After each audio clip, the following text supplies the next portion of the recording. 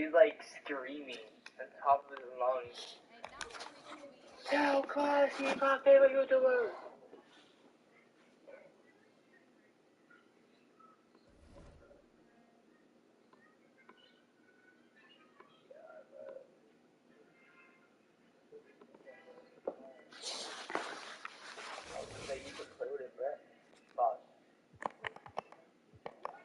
No, I'm talking about like I used to like play like games with him, bruh. Alright, nah, you're weird. I used to play unlimited game. Oh my god, I swear to God. I used to play 5v5 games. What up, my boy? T-Pizzle. My boy say what's up there, huh? I can't see no one. Best Smash filter ever. Sorry, my name Yellow. I'm here, boy. It's for the same thing. Best Smash filter ever. You little bum. I'm joking. What? Huh? What? Alright, but that's crazy. Nah. Keep the same energy though. Keep the same energy, bro. Alright, buddy. I'm trying to tell me the buyout. Alright, bro. Nah. 90,500 billion? 600 billion? 90,500 billion. Alright, bro. You're pushing it, bro. For real. Oh my god. I swear, you make everything seem sus.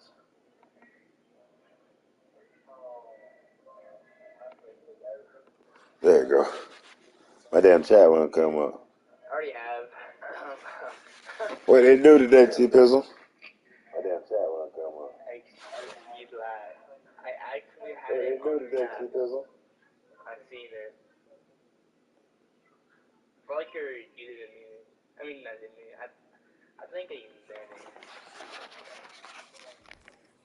I thought you had to go. Alright, fine. I'm dipping. Peace out, y'all. Peace out, man. I'm out. Alright, bro. Chill.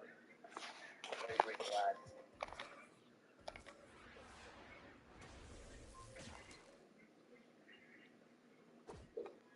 No, don't go.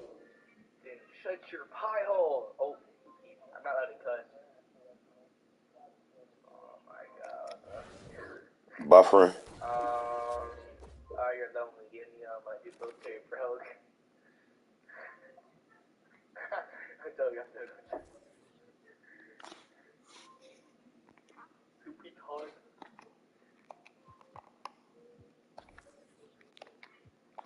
I have 200k in feet. The only clothing really huge, invincible. Hero. Coaches, dark matter, western enabled. Heck yeah, man. What's going on? Another one.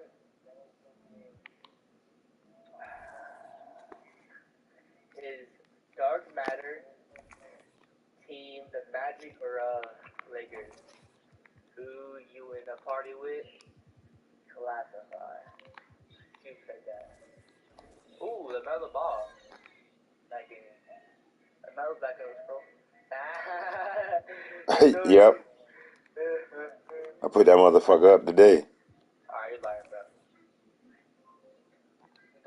L joke. I put that motherfucker up today. Now look at chat. Classify.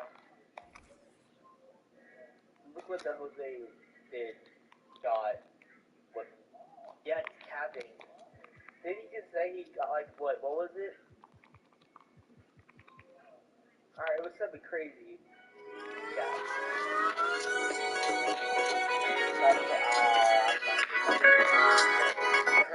Oh, what else, son?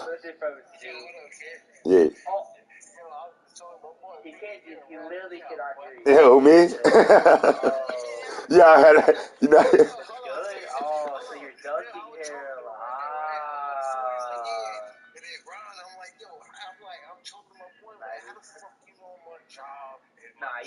just said he'll don't his face, bro. You know what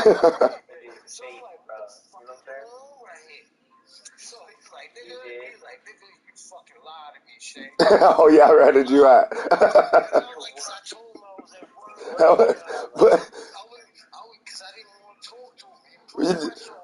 But you had me in the blind, so I don't know what the hell. He talking about you at work. I said, hell no, Paul ain't at work.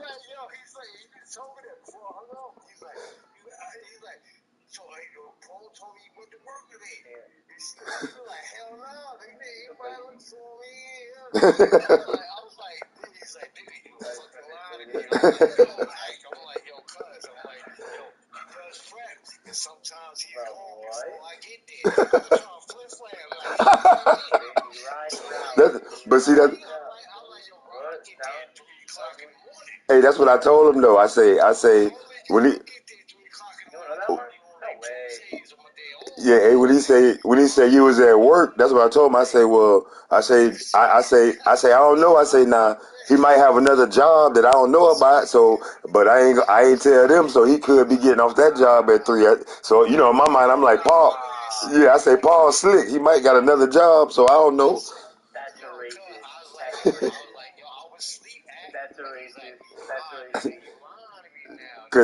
Cause hey, look, it was like 1 something. That's what I told him. I said I just got off and I ain't seen him. So I don't, if he there now, I don't know.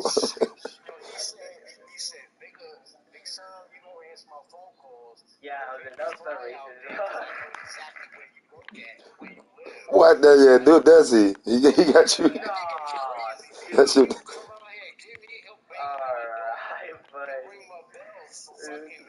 Yeah, that's your partner there. That's your partner. Did you did you call and talk to him? And then I told Kylie, she put me on hold. That shit fucking ain't rang until it hung up. Chrissy had never answered. So all right. But it is what it is. He said all caps. I'm not fresh. I'm dead. I'm not funny. Now I mean, I'm gonna talk to the girl when she wakes up, and she's like, you're fresh. This is crazy. Nah. Don't do it like that, bro. Actually, bro. Officially. Oh man, you still have your job, man. You just.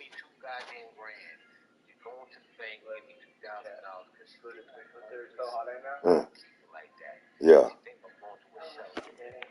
Chicken soup? Damn, I would not take that. What you say? That is me, though, too.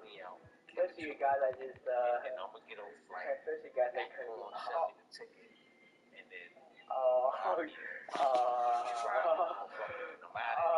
All right.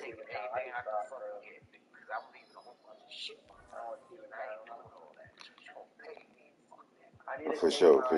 Just holler at me. Just.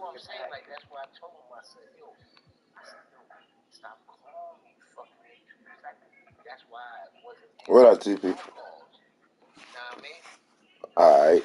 Yeah, just get up with me though. Tomorrow morning, though, I'm gonna get up. I'm not going to clock in, though. I'm gonna go bring you that thing. All right. Put it in your car. All right. I can, and shit, you know what I mean? Like, I can. At least a little, I can give you a little something. All right. I'll see you then. Yeah, I'm definitely gonna chill with you tomorrow, bro. Okay. I'll see you. Early. Yeah, I got you. I'll see you there. I'll be there putting the truck and shit up. All right, brother, man. All right.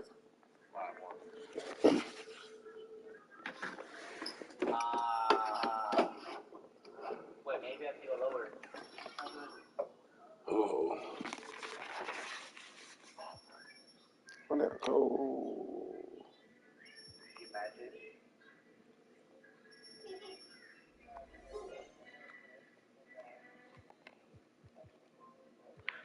I need to unlock this dude real quick. Yeah.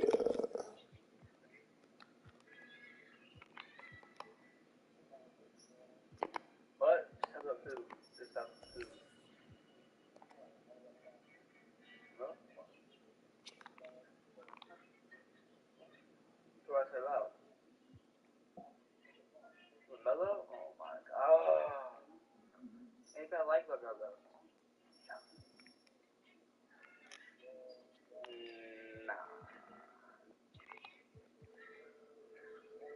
This might be in me back. Why you capping? It'll work.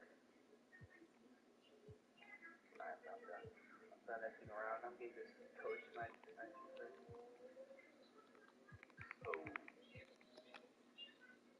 Bro, okay, Jose, I get what you're saying. Stop spamming.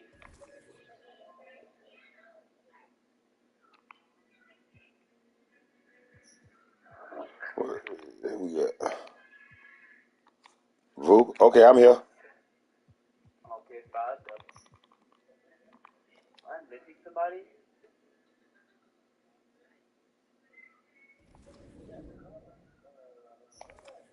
Then why is it not working? I got rid of my damn logo. I have him. I have Augustinol.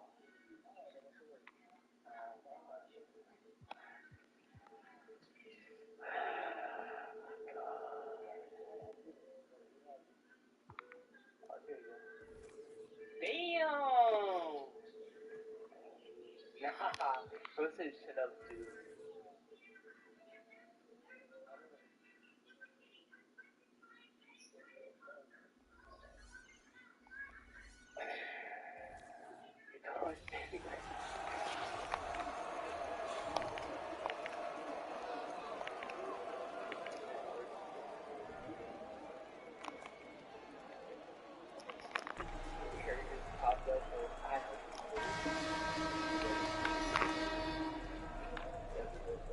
Very funny, bro. Yeah. Sirs, what it do, baby?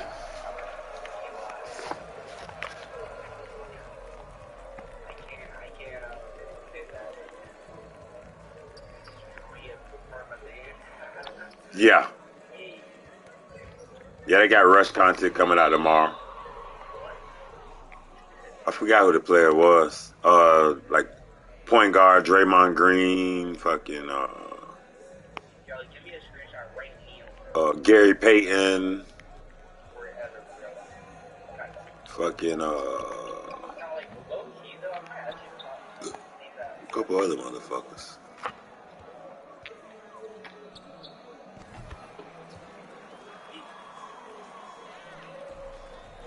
Oh, you was on all night last night? What you was doing? Sniping? CP?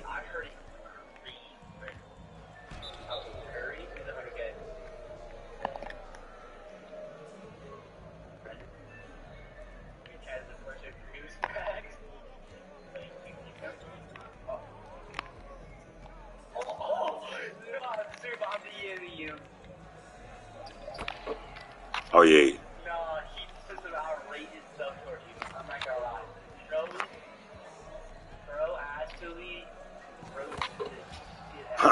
I'm finna be deadly with Curry. I've been mastering Curry.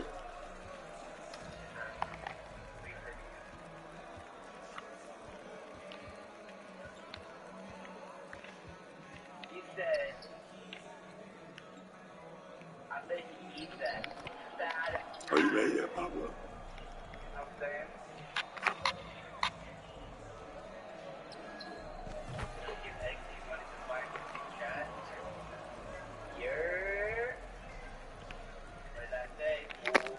Give me that.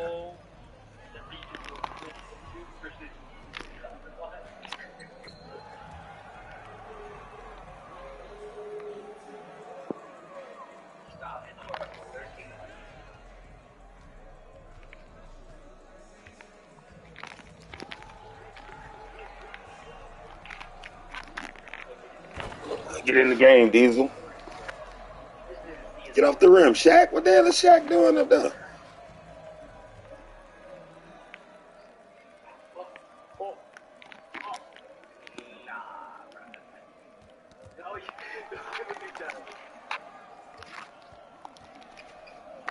Oh, they're behind the back. Curry, no. No, Curry.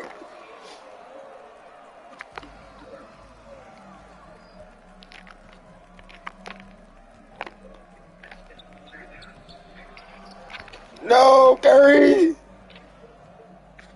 Ah, I missed that. I'm on fire. Oh, I made it still.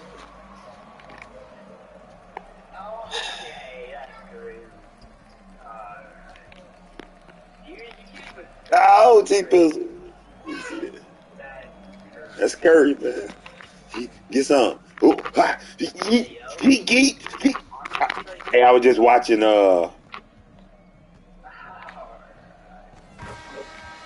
just watching like The Last Dance, Michael Jordan, man. I'm about to put Mike in the game. oh, no. You're so crazy. I was sitting here watching that Mike. Of course, because you're fat ass. Mike highlights got me crunk. Bro got Cheeto fingers.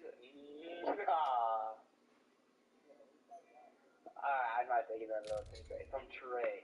From Trey. Hell no. But Mike, that man too. Michael Jackson, my boy. Trey? I cannot.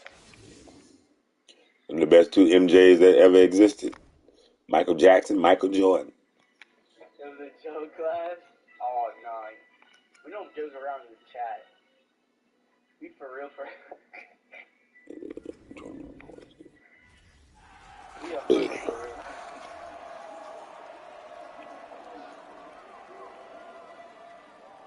Oh, he did? Chatman beat your address? Damn. Sam Smith be jamming. Bro's a haggard. We told oh my god. What? Alright. Yeah, it ain't just about black entertainment no more. They been stopped that. And the dude sold it. Everybody's defense down.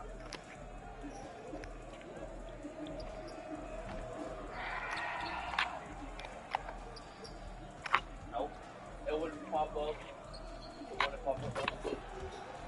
That's why nobody watch it. Yeah, you saw it. Like you saw it. That shit been done for years. Nah.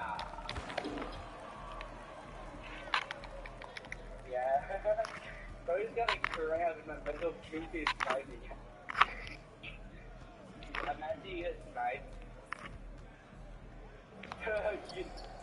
That'd be so funny.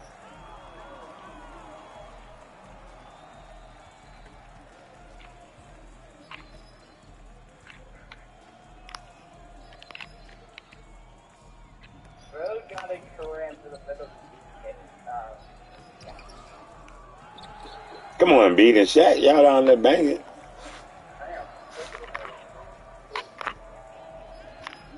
okay. Hey, you're gonna kill that for me. You're gonna have to stretch that out. Hey, the foul?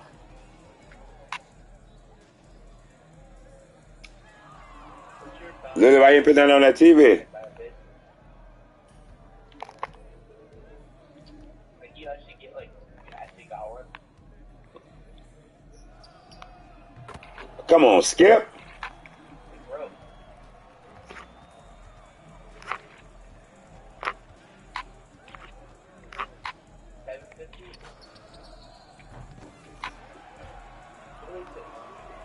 Skip to my Lou.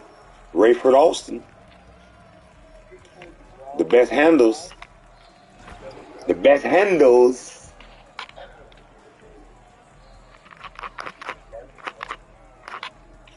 Nobody had handles like Skip, man.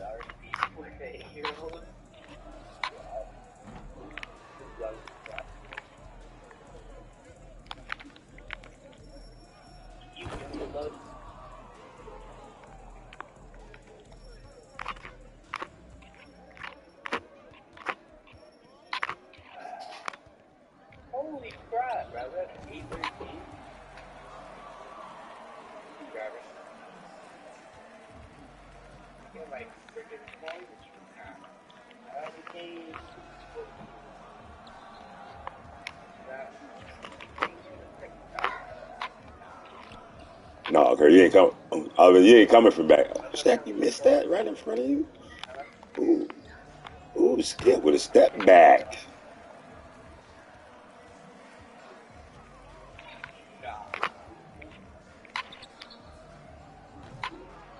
Well, technically, I'm fine. Because, like, I took a picture. Oh, come on, Kurt. What's wrong, baby?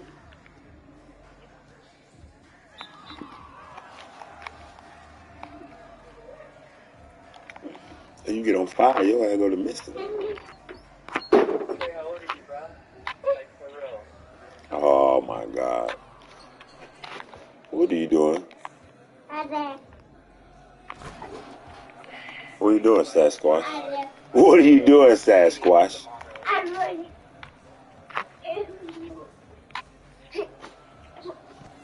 What are you doing, Sasquatch? I ain't seen a Sasquatch. I don't never seen a Sasquatch.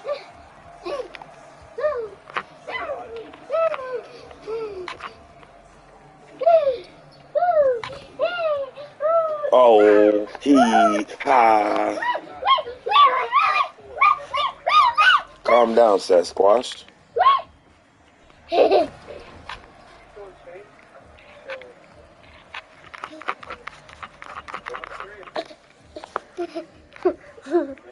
You got me fucking. You gonna keep dunking on me, Shaq?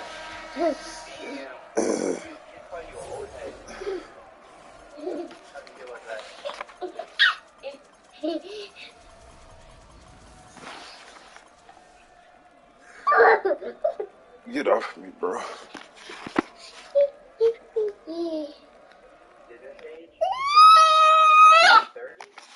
Hey, I am trying to unlock this card. I'm trying to get a new 99. And you all in my grill. Why you all in my grill? Ooh, why? Pow, pow, pow, pow, pow. Ooh, ooh. Oh, we got nothing. I tried. Yeah, we got nothing. It ain't so you miss me. Not you. I'm chilling. You get a pile. No, why I get off me, bro? Why is you diving over the couch? Now look at you. No. Get off of me. I don't got time for you. You not you today. I'm not helping you. Get off of there. You get off of me. Can you get off of me?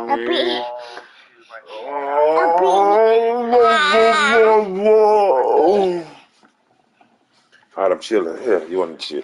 I got this. I got this. Let me see this. I got this. Stop it. What? You stop it. I got this. I got it. Oh. Yo.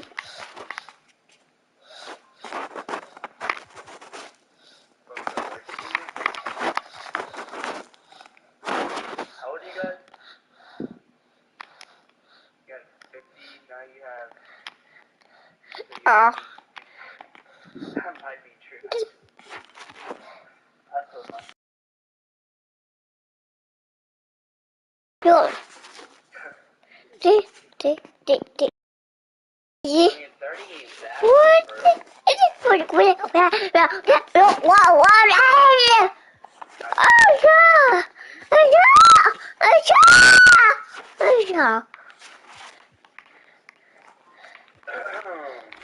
I got this.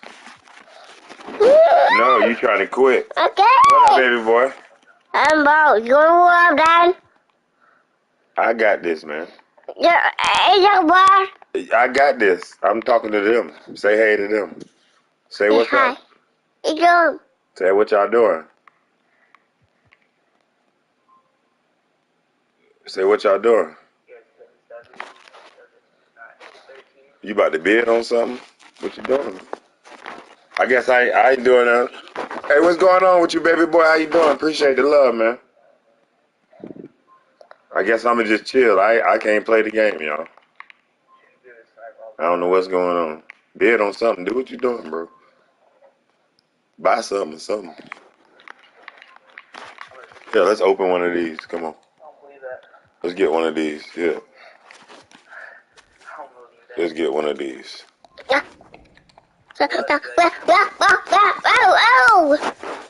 you come and look at this Go PFF away. Bantam, baby boy.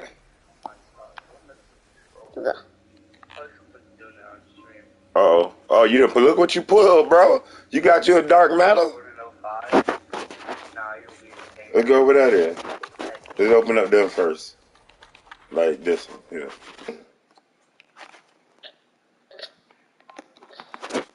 There's no way Dan Kim is MyTeam. I don't believe that. Dan Kim is not Go. MyTeam. Go. Alright, that's crazy. Let's go one more. That's actually crazy. Person says that. Ray Allen. You got you a Ray Allen. You look like Ray Allen a little bit. I don't believe it. Rockets. I don't believe it. Go. Look at that. Bam. I was born in 19. Who you got, dog? Who you pulling? Western Conference point guard number. Oh, you pulled Chris Paul, man. CP3?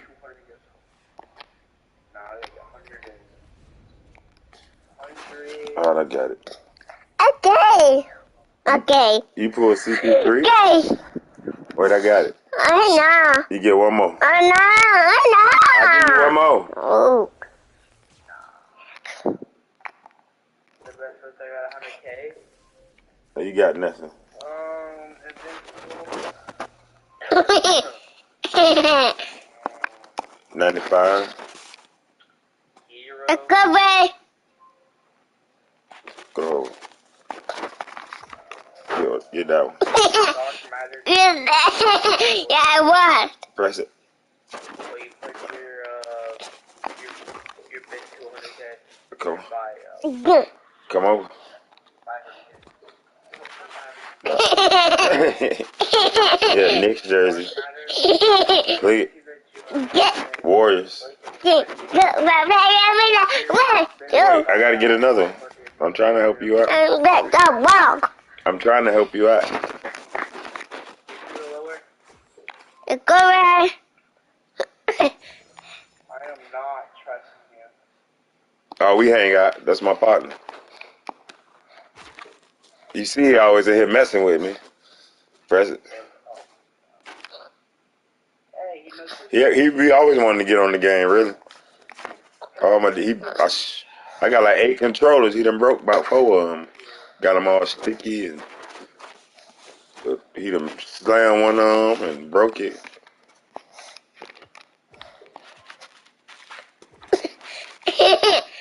What dude?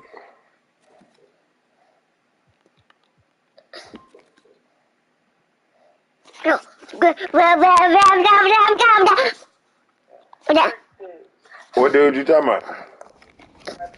Stop before you buy something I don't need. I also know your features. Now, go. I ain't got my thing up. I gotta pull my chat up. Who PFL? Oh, the dude, baby boy with the girl PFF. Oh.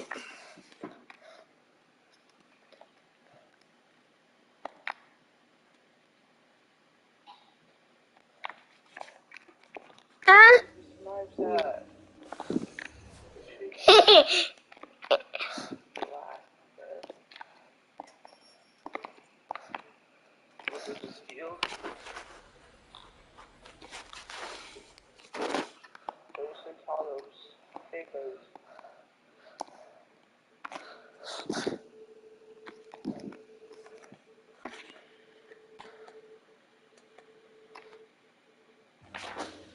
I don't know who the fuck that dude is.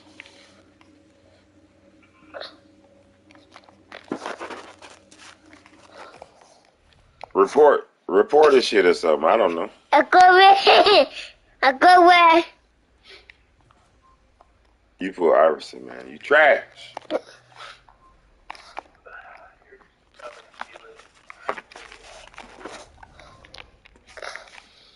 Go. No. How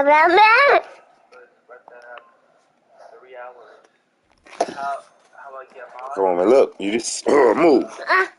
You just stole my car, man. You just stole them, man. I didn't. You selling stuff you don't need to be. What he got going on? I don't. What he got going on?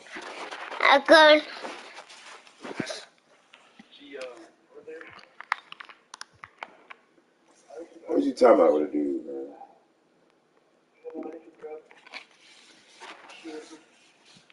Oh my God. Move.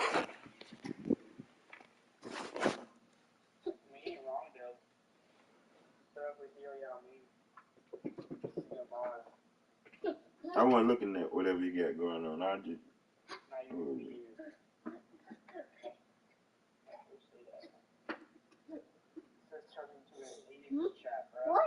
What? Yes, I'm finna get him.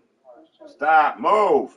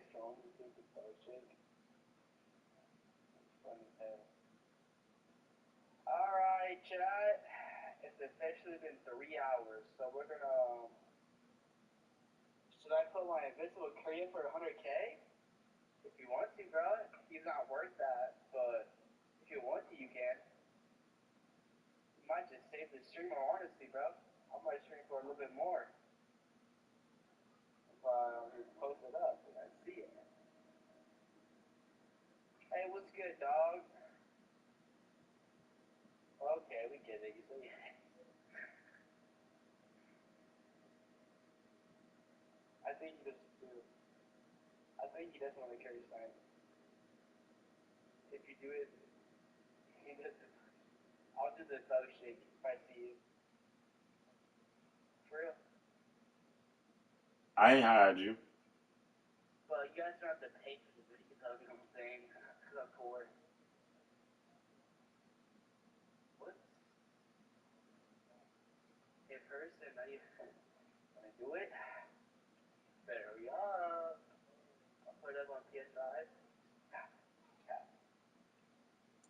Yeah, you know Post it you. right now or I'm about to dip. If you don't post it in the next 2 minutes, I'm leaving. I'm never coming back. You get it? User coming? Alright. And he's like thinking, I know. Oh crap. If you actually send it to me, if you actually send it. Nah, he ain't that dude. You actually did? Oh, that's just for the one. And then I was reporting him for his sexual content. You said true. Oh, I told you to just report him. When you see the motherfuckers, report their ass.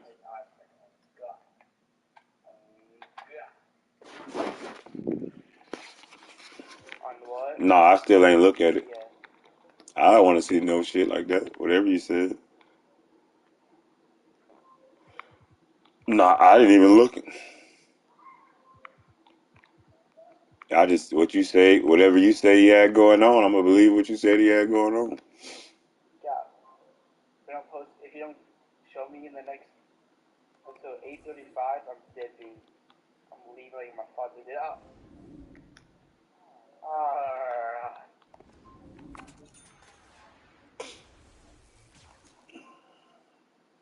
Yeah, I see him. Got it. I feel like you're capping.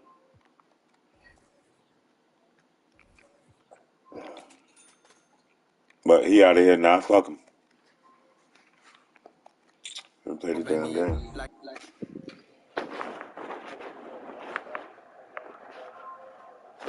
Someone actually got a curry. I'm not even joking. Was it actually?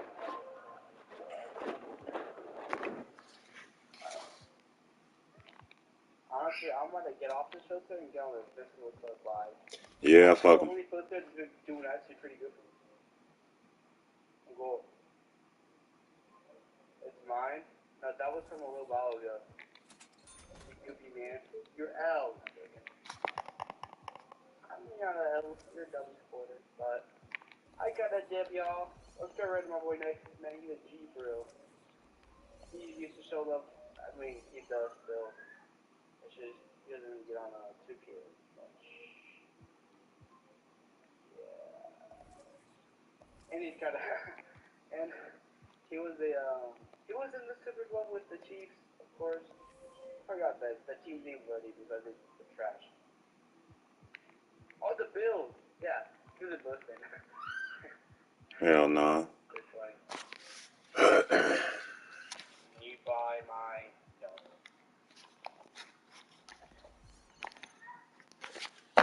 Roll me a blunt real quick. Oh, goodbye, y'all. Hope you guys enjoyed. That's what I'm saying. Bills trash. We own the Bills. Alright, anyways. I want you guys to send XT rating this voice chat. I want you to support this brother. He supported to me when back in the good old days. That's how I got up here, bro. For real, get me out a lot.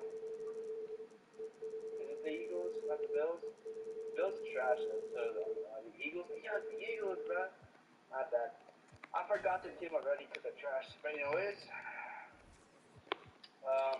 everybody click this link and spam X2 in the chat. I want every one of y'all to click this link, please. Like, please. At least click it and watch it for like a minute or two, bro.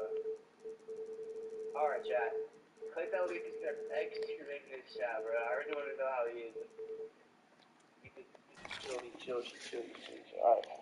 Click that link. Get your punk ass out of here.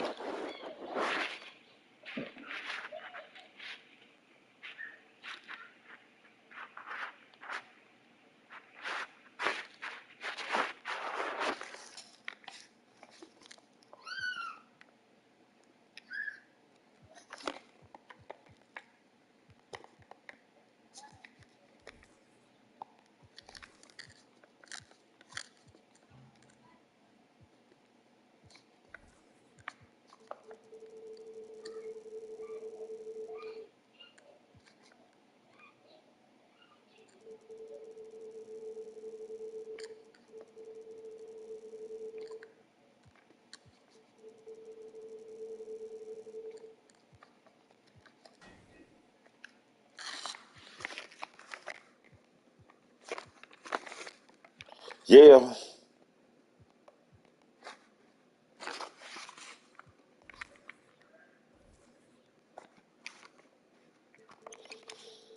Oh man.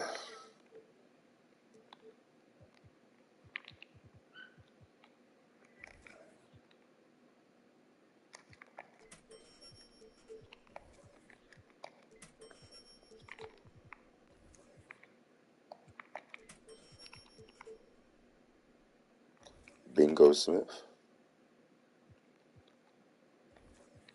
Cleveland.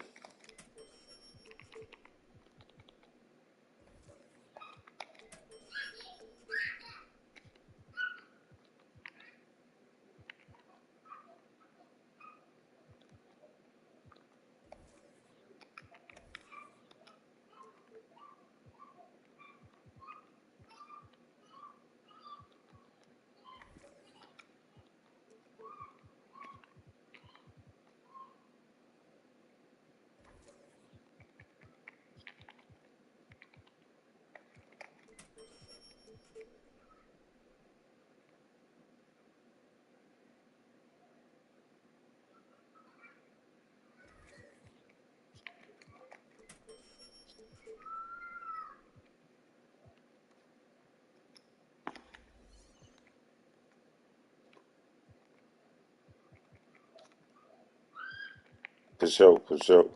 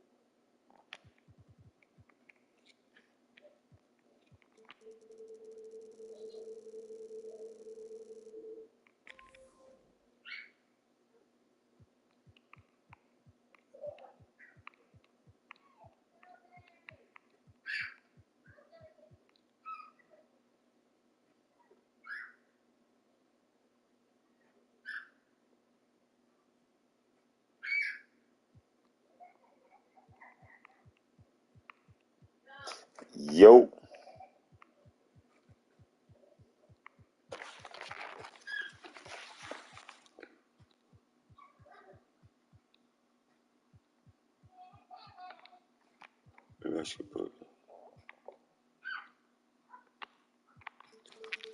I play Clutch Time too. I play it tomorrow when they do the rush packs and stuff in the game.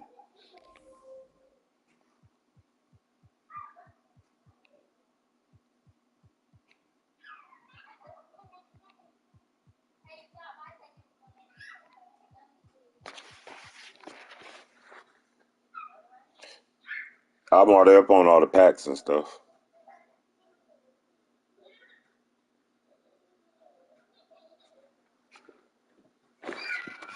I do this. My Madden team, I know how to work a market and shit. Once I play a game a couple of days, I pretty much get the understanding of it.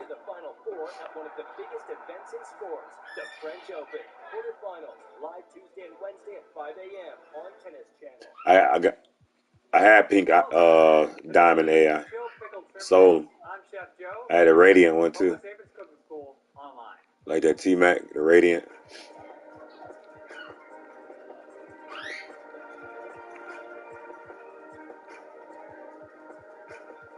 I'm just trying to snipe right now. To get started, we're going to put together our pickling liquid. We'll start by thinly slicing one shallot. Oh. Allen Iverson. No, I know every card that came out, man. I watched this all day. I watch people live play. Just give that a quick chop. When I get interested in something, I watch it. That's when I'm at work. I'm watching people tell me everything new about what's new. That's how I knew about the every day. It's what's the name, man? You know, damn power forward TP, man. Right on the board, tilted up. Let me snipe, man. Stop taking me out my groove, man. We're just trying to get some of those. Talking about a damn Iverson power forward. See, this Iverson is the only Iverson, newest Iverson in the game right here. Only Iverson. There's no power forward, bro. The saucepan here on low heat. We're gonna put in our lemon, dill, shallots. Oh, on your game. We have some apple cider vinegar. I don't need him. Why you keep wanting me to look him up? I got Iverson. I don't need him at power forward, bro. I don't want out of position Iverson power forward. I don't want a George Muir son. It ain't that I don't believe you. I don't want them. Why I keep telling you I'm not interested in those cards. If I wanted that card, I would have it. And we're gonna dump in our shrimp. If I thought about looking for that card. Stir them in. Oh. We'll leave these shrimp out until they come to room temperature. Well, as long as you know it's out there, man, it's out there. It's in the game. You can just type his name in and it's going to come up. I don't need to even be looking for it. I'm trying to snipe. I'm trying to catch a snipe. I don't care about an Iverson power forward card. I'm about to roll my blunt. Chill. We're going to get some parsley. If we run across an Iverson power forward, we'll run across him. I don't give two damns about him.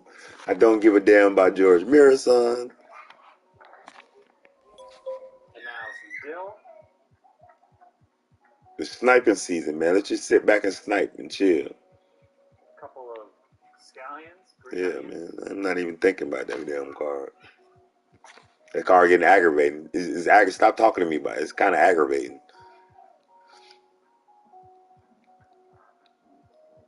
A little bit of mayonnaise. Yeah, it's kind of aggravating. I don't every day.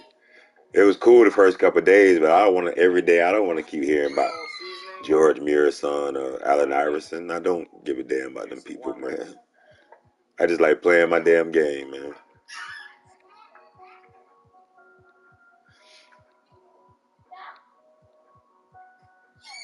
You know you my boy though. I fuck with you, but yeah, that's kind of old, that man. Fuck them. Mix this all together. Yeah, talk to me about I like the new stuff. Give me some of the new stuff that's coming out. I did a couple of them. That's what I need to finish. They got that 99 Vuya, whatever from Orlando, Dark Matter. I gotta finish them. Got like two more games of that. That's what I was just doing. I want to snipe a little bit while I roll up. Fully cooled. I've drained them. We're gonna start peeling them and putting them into our dressing. What I like most about this dish is you can get all of this done today. No, you good. I'm just talking about that. I don't care about a George Muir song every day or that Allen Iverson power forward every day. I remember you told me every day. I don't care about that damn card. I don't care about a Mark Eaton.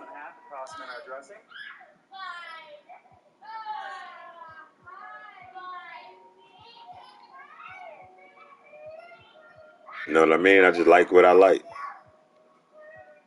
Now we'll just give this all a toss to get everything coated. The David Robinson shit. Now that our pickled shrimp is fully coated in the dressing, we're going to toast the buns for our shrimp roll. Take a little bit of room temperature butter. I want to use a nice high quality butter.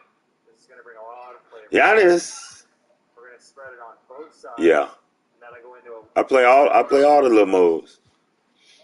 But really, I like sniping. I like markets. I like being in the market and making coins and stuff. So I just really was buying cars so I can compete if I want to play. But really, this would excite me. Finishes toasting, I'm going to go grab some plates for tasting. A locker code for what? All right, now let's give this a taste. There's a lot of choices for sides with the shrimp roll. You could use chips, salad, maybe some fruit. And these are really easy to put together. But what they give you? Take our nice buttered toasted bun out of the pan. In goes our shrimp salad.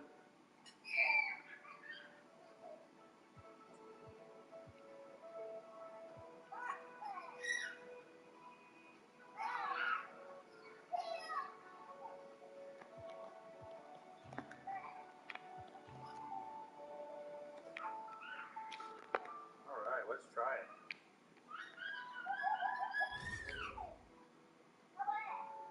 Oh, thank you, Mello. Oh, dark matter, Mello. Delicious. The sweetness of the shrimp is offset with that tang of the vinegar and the pickle. That soft, buttery, toasted, warm roll really plays off against the cool salad. Brings everything together. An absolutely great dish. So click the link below for this full recipe. Subscribe to the Public's YouTube channel. And check out the Cooking School online playlist for more from our chefs. Thank you.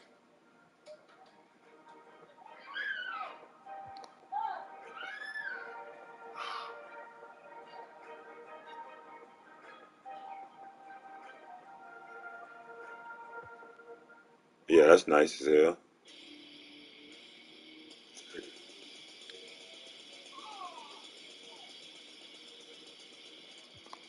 You are a professor of religion and religious studies. Ain't shooting no damn three. you damn sure ain't shooting no three. So let me talk a little bit about what we do in my field. In religious studies, it's a multidisciplinary field, and some of us are archaeologists, some are historians, some are a combination of those. And ask a developer. Our method is that we take a step back from What's the ask a developer? What that is? And how belief informs practices and worldwide movements and things like that. Religion is a very powerful force. People will die for their religious belief. So we're academics, and we don't actually, I don't tell my students what I believe because I don't think it's helpful. We're learning about religion. Oh, prize board. We're not advocating religion. But I personally, yes, believe in God. But it's not part of my field. It's, we have atheists. Some of the best people in my field are atheists. Oh, okay. So it's not being a minister or a priest or something like that.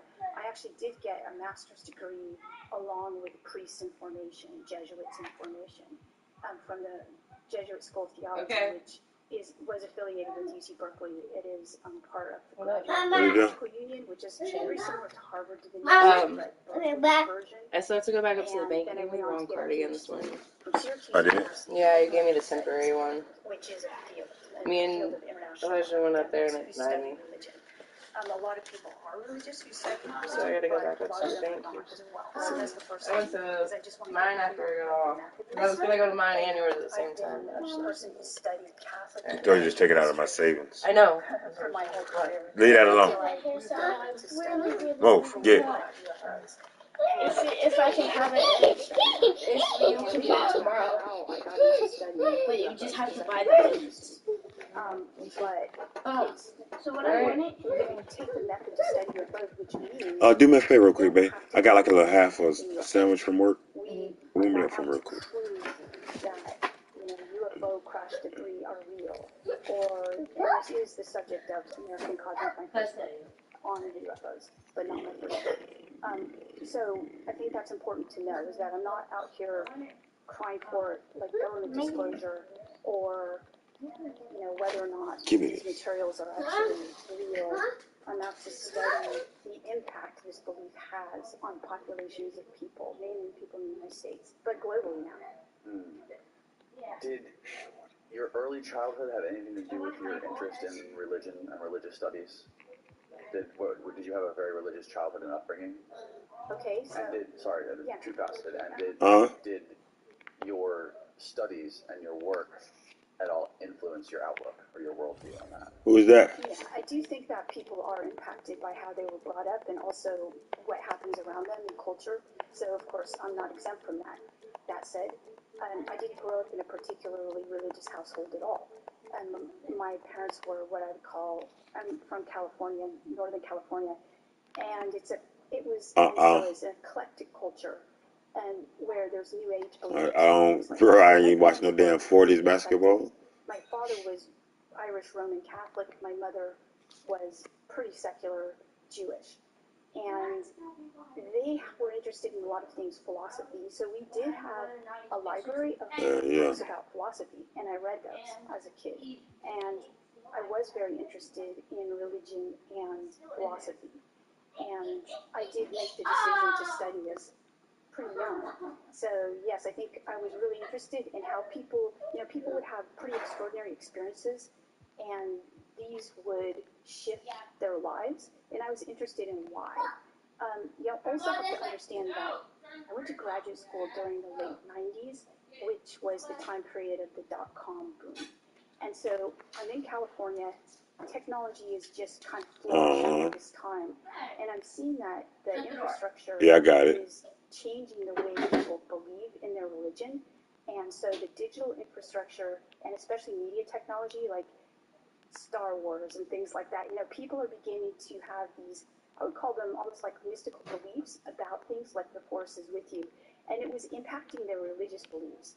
And so when I went to school, not only did I study ancient texts about different religions, but I also studied the ways in which people took their own beliefs and they incorporated. What is she doing? The lexicon of Star Wars into those beliefs as well. And those were Ain't nobody just came in there. Keep telling you about that same dumb shit. Stop doing dumb shit. You don't, the little boy don't go in no bag. You make him get out of there. Lock the door. Close the door. I'm sure you studied religion and belief for a long time before you ever even thought of What was it that introduced you to this? Like, what was the moment like when you first got introduced to this and started to learn? I just emptied that. What were the biggest connections between this whole, the logic of the UFO phenomenon compared to early Christianity? We're gonna get ready to go bye-bye in a minute. What's she doing? Yeah, come with them. Late 2011, 2012. And I had just finished a very major project My kids. that culminated in a book. Yeah, my little girl be doing dumb stuff sometimes. From the Purgatory, which is an afterlife destination for souls who don't quite make it to heaven, but are definitely not going to hell. Okay? And this doctrine kind of had fallen off the map for Catholics, and I wanted to know why. And so I did a lot of study of old materials, I wonder why the hell manuscripts and things like that. And so I also talked about Catholic popular culture and how that shifted this belief. And so at the end of that, I had a long catalog of reports of aerial phenomena from that's straight up. They're just kids. 1600, 1700. I don't let them get me like that. That I didn't quite, in different languages, by the way, and I didn't quite understand what they were about. A lot of times people believed that these were either angels, sometimes flying houses, sometimes souls from purgatory. And so I kept these, and I knew that they were really interesting, but I didn't quite make the connection. I thought, I wonder what this is about. So I finished my book. My book was in press, and I'm on to the next book. But I'm thinking that's not going to be. It's not going to be about that stuff. It's The locker code? Catholic bishop. For that mellow? First Catholic bishops in the States. And I show a friend of mine this catalog, and I said, what do you think of these? I don't need the mellow. And he looked through the reports, and he said, oh, these Mellow are like that Steven Spielberg films. I mean, it looks like UFOs. And I thought it was silly, because I was a person who scoffed at this belief. It was a coincidence, but there was a conference in my town. I don't need the mellow. I appreciate them. UFO experiencers. So I went to that, and I heard them talk about their experiences, and I saw that these experiences that they were having were like an exact match with the experiences that I had cataloged from hundreds of years ago up till the present. And I recognized that this was I got all these damn Invincibles, man. Kind of. They help me do that free, and I got the Invincible mellow. So I did a little more exploring, and I ain't selling them. I ain't selling my Invincible mellow. I don't give a damn about the damn MT. The Madden. I mean, 2K24 finna come out. This 2K over with. And when I started to read the primary source material, saw that it was also very similar to what you would see in John Mack's book, because at this point I read John Mack's book Abduction, and it literally these. And then they're about to come out with these. Other chapters. Told you I'll be watching my guy. They coming out with these. I really need to sell these Invincibles because they coming out with in-game cards. In-game cards got, and they say all the in-game cards got the same jump shot, same base, everything 99. They scamming now. Look at all these 99 Anthony Davises. 99 Anthony Davis, 99 Anthony Davis. And then I got the goddamn 99 at the time I knew Jeff Kripal, but Invincible. He's a professor at you feel me? University who looks into this. You get a few more badges, but I told him, that shit. Have you seen this? And he at first said, no, Diana, no, I don't think so. And then No, I never played my team. When I play 2K, I just play the park and stuff like that. I ain't never played my team. And aerial phenomena and, other things that happen. Just like Madden, for years I never did nothing but play like head-to-head people online. I didn't click over to another game mode. Reports of UFOs. And honestly, like when I play Call of Duty now, I don't play none of the. I only play team deathmatch. Like I don't play domination and wars, all that stuff they playing. I just play like the simple shit. It's like all this new to me. My boy showed me that my team, and then I stopped playing. What's the name? I immediately saw that there was a lot of. I just started learning about this. Like I say, and I also. I learned about this a week ago. High-level scientists that were studying in these programs, and I didn't. I like this a little more than my career, so I've been playing this. They thought that they could learn from me. So and I play Madden my team, and this just like that. So I already know what the hell's going on. About UFOs and my second book too. So I found myself in an environment that was absolutely completely different from anything I had ever studied before. Now, when you say these experiencers that you met with, their experiences were an exact match of what you were reading in some of these old texts. Mm-hmm. Can you give me some specific examples of what was the thing that stood out to you the most? So this would be disturbing for people who my boy been at. Barely literally. Hey, you had a car. Right. And by the way, I'm a practicing Catholic. Yeah, I just. So it was a little bit scary to read, But so if you look at Teresa of Avila, she's a nun who is now a doctor of the church. She's a very well-known, beloved saint in the Catholic Church. She had an experience that. Same like on Reds. She had an experience with what she considered to be an angel. But when you look at the primary source material, and this is in the 1500s in Spain, and it's during, the time period when there was an Inquisition, Spanish Inquisition. So it's not like she would want to have talked about this. But she did write about it. Giannis, fire Giannis. I've never seen that Giannis. She had this experience where she was basically praying, and off to her side, she saw something that she couldn't really understand. It was a being, and it was about 3 feet tall. And she said it was very shiny, and she said it was confused by it because when she saw angels prior to this, they would be imaginative angels. Oh, you like cats, she made the distinction that this was not an angel in her imagination, but this was an actual fleshy thing. So she was confused. She didn't know what kind of angel it was, and she said it must be a cherub. A cherub? That's what she said. What is that? Well, it's a type of angel. So in Catholic history, you have different types of angels. And so the cherub is going to be kind of a little angel, childlike looking. And so but you could tell that she wasn't even sure it was that. And so this, by the way, can only be known by reading her work and looking at her own description of the event. Because this is a very represented these card people been hiding now. History. And there's a very famous statue in Rome by Bruce Brown. You might want to damn Bruce Brown. And you see her, and it's this little angel, and it has a dart. So you know how John Mack talks about an instrument that people are examined with.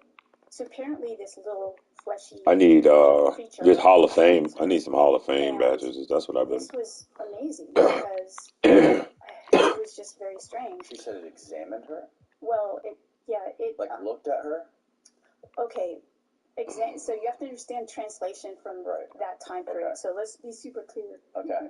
So when I say, I'm using the word examine, but probably I should not have used that word. It basically said it took this dart and it thrust it into her entrails. Those are the words that she used. So, you know,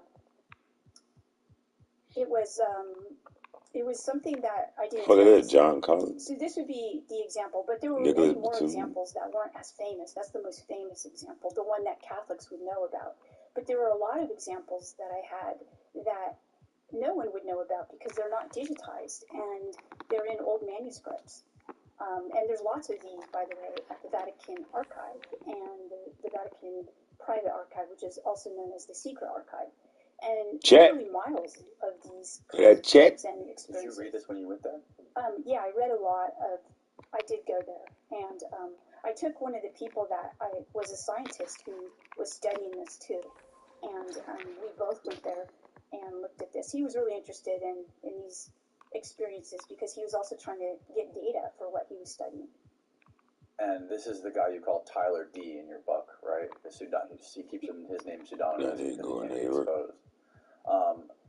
How long after you started researching this stuff did you meet him? Pretty quickly? Yeah, pretty quickly. So. And how did you get introduced to him? Okay, so he reached out to me, and he, said that he was interested in this field, and he was working in this space program. You say to ask the dev locker code, it give you what? I wanted to know why he was interested in my work. Just put it in the chat. I put it in. I didn't make the connection that it had anything to do with space. All right, just put it in the chat. I'll put it in. And so he explained that a breakthrough in his field was going to come from my field. And so we started to communicate. I think Book get invincible. You have to understand that Devin Booker might get invincible. 2014, but still pretty reticent to talk with people who were affiliated with government stuff because it wasn't my field. It wasn't something that I ever thought people would be interested in. So it took me about a year to buy my Supersonics KD. Person. And so immediately I met a lot of people. Invincible I met the people Durant. that, you call the Invisible College. I met some. So for a person who didn't believe in UFOs, had no understanding of the history, he thought it was all hokey. This is really a strange experience. And you? Angel Soft toilet paper is strong. 98 cousins. Soft. Every time. Angel Soft. Soft and strong. Simple. And you met other people like Gary Nolan, who came out All right, let me see. in the first book, and then he kind of revealed who he was. What was the connection between all these people? Okay, so they're all studying what they believe is the modern day, encounter with non-human intelligence. But they weren't studying it publicly, right? Well, no. Nobody was studying it publicly. This was all before 2021, before the Pentagon, reported that there were programs and that they were studying this. So this was all, and honestly, you have to understand, I didn't believe, even when I was in New Mexico, because I did travel to New Mexico with Gary. Yeah, fuck him, he gone now. And we went to an alleged crash site. I was still under this idea that they were somehow misinformed, or their belief was really strong, and I needed to know why they believed this, because they were both incredibly intelligent people, public intelligent people.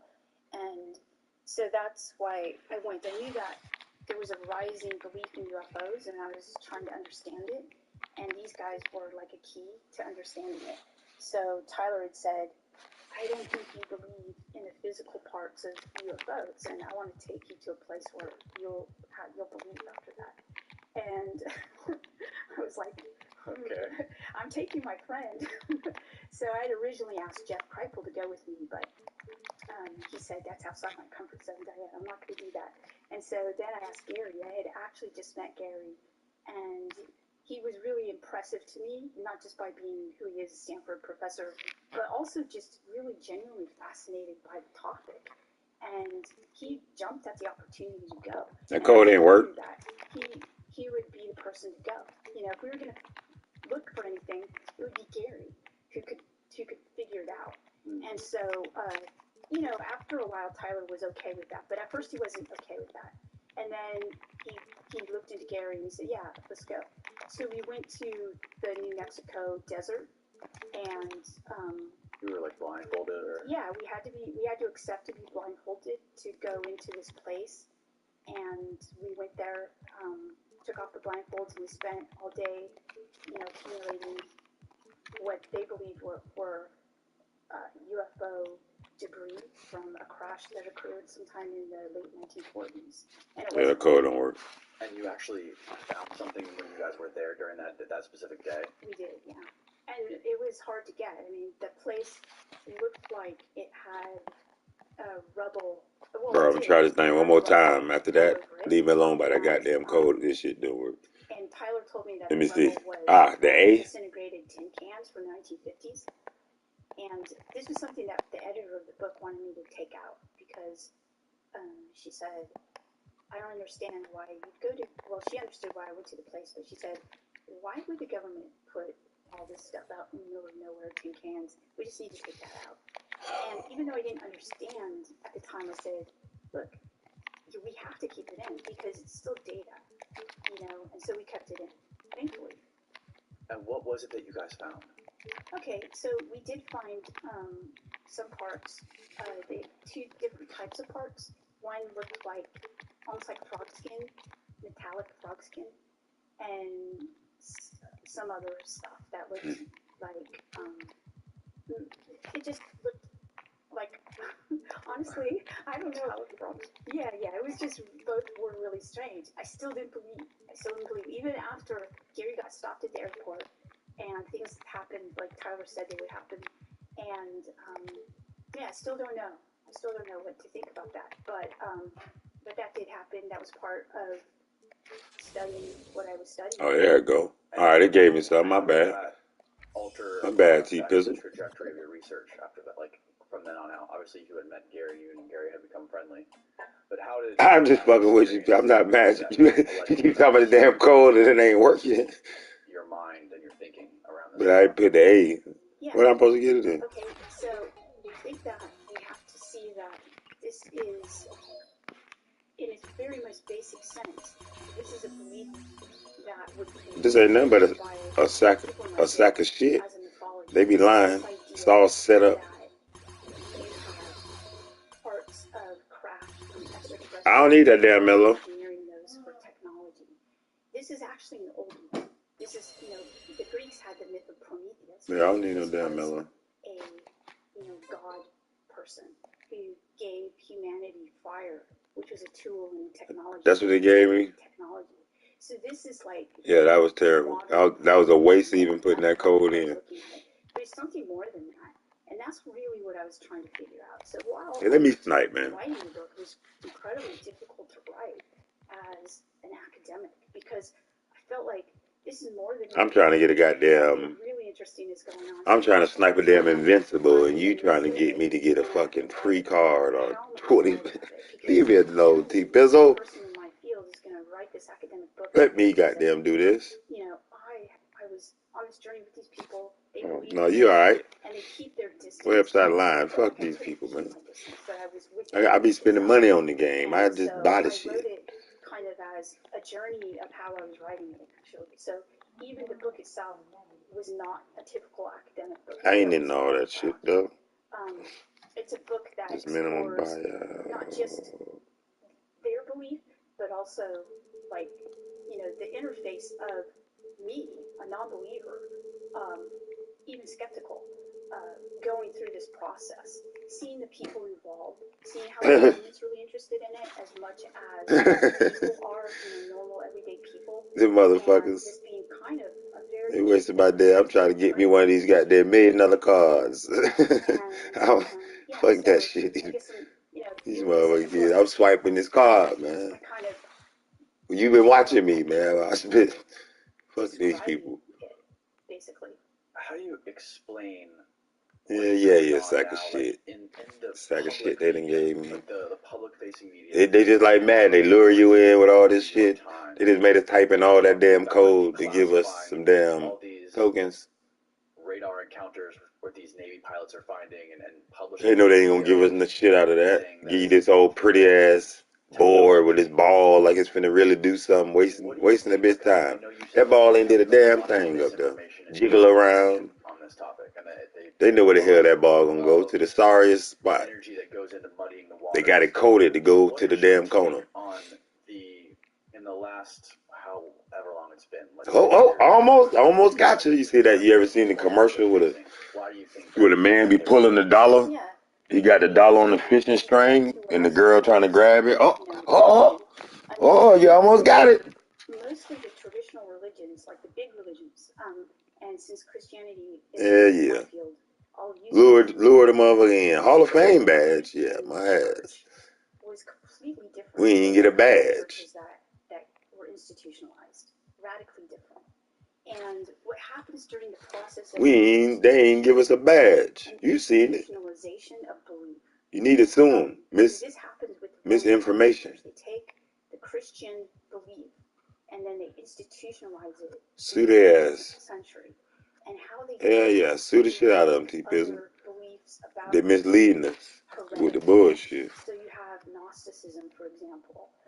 Those books are burned. We do have Gnostic texts, but what is Gnosticism? Gnosticism is a form of Christianity that a bag of shit has sprung up in the first 300 years of Christianity, and there's different types. A bag of miscellaneous shit too. We would call them denominations. A whole bunch of miscellaneous. A bag of costume jewelry. Knowledge of Jesus, or the knowledge that Jesus had, is something that they experienced themselves. Somebody that stole a whole big bag of costume jewelry at a pawn shop, and now we rummaging through it. We know this shit ain't real. Take a chocolate bar. Okay. Yeah, this costume jewelry. Chocolate bar by eating it or by reading big ass rubies and tokens all over it. Okay. That's Gnosticism. That makes sense. So the Gnostic Church was like almost eradicated at that point. I'm about to buy this Anthony Davis though. That's what I'm about to get this motherfucker. I'm about to just get this motherfucker and then sell the Invincible. They play the same probably. And through institutionalization comes some suppression of voices. Sue the shit out of them. You already know I'm already on the Disney team. My hair's slicked back. I'm suing. Every time Disney sues somebody, I'm gonna show up. I ain't got nothing to do with them, but I'm gonna just show up. They gonna just be, who the hell is this guy? Who the fuck is this guy? So it's a control of information that you see. Like Conor McGregor. Who the fuck is this guy? With early Christianity, I'm just gonna be there in a suit. Institutionalized. It was suppressed. I'm trying to tell you. Anybody they sue, I'm just gonna be a part of it. Spreading this message, like in the Roman Empire, it was a loyal citizen to Disney. Practicing this religion. The Disneyland. So being Jewish in the first century was hard, and so there were many groups that were trying to exist. Maybe they'll drop the price for me on them high-ass $12, $18 slices of cheese and sodas and shit. A soda at Disney costs like $18. So Jesus was basically teaching Jewish people $30 cheeseburger. The people who would listen to him. He would always talk in parables and things like this, basically. Might give me talking to people who were a coupon, half off or something. Thank you, Mr. Williams, for showing up to all the court dates. Here's half off. And so he was basically imparting this to groups of people, and his followers loved him so much that they called him the Son of God. Thanks for the support. Well, at the time, it was Caesar who was the Son of God.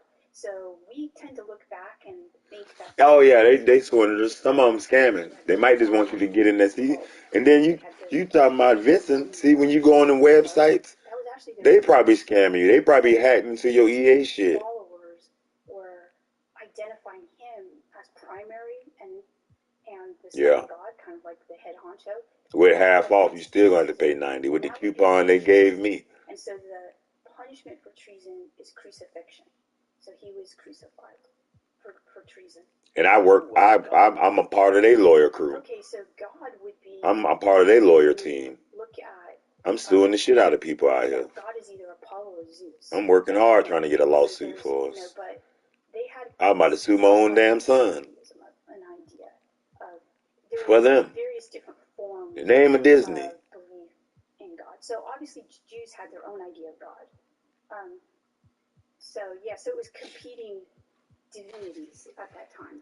I can easily see the parallels in between how the institutionalization of Christianity and the easy for you to say, institutionalization of the UFO phenomenon, how it has always been like you almost got me. Incredibly stigmatized topic, and now they're making it more mainstream so people can. I mean, there's so many blockbuster TV shows that cover this topic. It's almost unfathomable. But that's the thing that government isn't necessarily talking about. Back new stuff come out tomorrow. Or the religious side of it. They're talking about it as it's just technology. Or like quote unquote aliens possibly. Yeah. 95 so I think this is interesting. I think that the one thing that shifts this, makes it different from the Christianity example, I would say that UFOs right now are having a Christianity moment where there's, the institutionalization going on. One thing that's different is that whereas the other was the focus on we have the divinity, or we, the Catholic Church is the one who has the access to divinity. It's an interesting shift in that this divinity is secularized. Can you define secular? Oh yeah, secular is not religious. Okay. There's no religion here. But that completely goes against what I'm looking at. So I'm happy to call it secular if that's what I found. Like I said, I have no. I don't pay, I'm not here promoting, the existence of this or that. DMLO. I'm just doing my job, which is basically to see what I see and then make conclusions based on what I know in the day. I know they gave her. I seen that code though. They were talking about it giving out that mellow. But I ain't need it because I got the damn Invincible. Are having. If I was like I say, wanted the MT to sell mellow and play with that mellow because they're gonna do the same damn thing. They live really almost like monastic or ascetic lives. So to not include that as data is probably, and well, let's just put it this way. I think it's interesting. I'm including it because that's what I see. So I think that the public-facing aspect of it, not including that data, I think that man, they've been lying to you. For that. You've been falling for that shit all this time. They don't know. They miss it. So here's an example. No, don't try to call them now. You fell for it. Film, You got me falling for it. Okay, so love his. This how you do your dog, man? Yeah. You do your boy soda like that? About 10 years ago, we were at a conference, and he said, so tell me about the religious aspects of this stuff, because I don't see that connection. And so, I kind of, at the time, told him a little bit about it. But, I got a burn. 10 years ago, yeah, about 10 years ago. However, this last I need to catch that Durant. Of his moment of contact. Yeah. So Varginha, Brazil, there was a crash landing, and apparently there was a being that was running around the town for a couple of days that was captured by the military. Or two beings, rather. What you got emojis? I ain't got no damn emojis. Because to me, what was interesting, he's bringing he's bringing the. I ain't got nothing but emojis. Somebody got emoji on my thing. I ain't put it on there. I ain't got.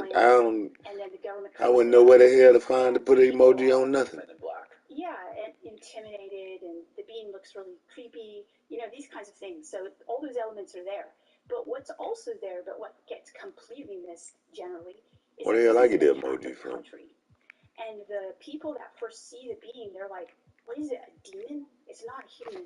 So they identify it, and they also, there's a lore to demons as well. And part of that lore is that they have cloven feet, and they have a really terrible smell like sulfur.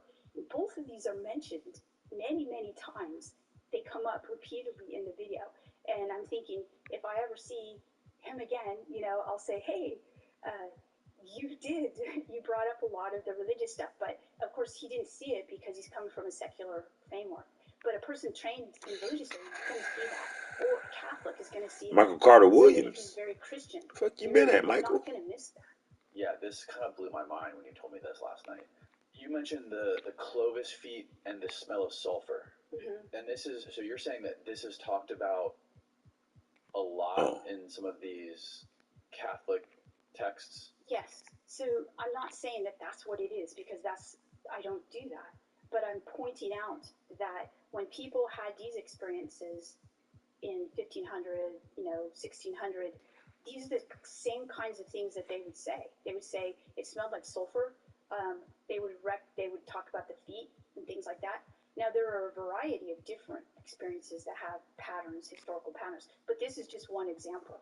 It's a wild example, and like I said earlier, there's really not that many documented cases of actual beings, right? Like this, we're mostly used to seeing like these flying discs. Yes. There's a couple of rare instances where there's beings that are witnessed and people that have encountered these beings in their living room or in their bedroom, but there's never been a case where there's been multiple witnesses seeing this thing that was actually taken by humans into captivity. Yes. There are examples, though, from Catholic culture of this happening. Like I mentioned the Teresa account where she sees a being. But she doesn't record a smell or anything like that. But it more looks like the beings They're trying to sell a Kyle Lowry. John Mack's book, or the beings that the kids in Westall or YouTube in Zimbabwe, see. So there's an image of the thing. That's, I guess, in the newspaper. There was an illustration done by somebody in Brazil. Like, how does that thing get here? Yeah, all I can tell you is how people have seen it for a long time, not just in the 21st and 20th centuries. It's been around. Yeah. Movies and documentaries, I feel like they shift our memory of this kind of stuff. They do, yes. Like people's memory of stuff, especially over a decade, can get distorted. And then when you take into context that somebody's actually making a documentary that they're going to sell, there's that famous line, never let the truth get in the way of a good story. You talk about this. No, man, leave that website alone. They ain't did nothing to you. Kind of like in the middle of this world of scientists and this world of like the media and movies and Hollywood, and you were finding like this connection between the two things. Yeah, well, it's pretty obvious. So, I spent a lot of time talking about technology in my book and cognitive science of technology. And I got nothing new in the bank of the web. Place it in our memory. And I've written a lot about this, not just in books, but also. That shit's so slow, God. Take over your back. I work with people who are doing this Snipes gonna be here back then. For good. Like, when we see things in virtual environments, we believe them. Elemental Jordan. Believe them. They act on our bodies as if we believe them. So you can help people with PTSD in virtual environments. You can train police officers to deal with stuff, or even people in space, right? So they use simulations for astronauts, and they say that it's so real that when they're in space, they feel like that's not as real as what they felt in I thought I had dark matter up here. So, what does this have to do with us? Just normal people and our interface, constant interface with technology. And I basically was saying that we're misremembering things, and a lot of that's on purpose and intentional for selling stuff, right? So people want to make a lot of money from their digital content. And so this is an example. Jacques Vallée had this happen to him. Jacques Vallée. So for Jacques' case, he said that when Whitley Strieber's book Communion came out, there's that picture of the alien on the cover. Invincible. It looks a lot like the James Fox alien. Maybe a nicer version of it, a more friendly version. And so Jacques said that it influenced researchers, ufologists. So ufologists study this topic.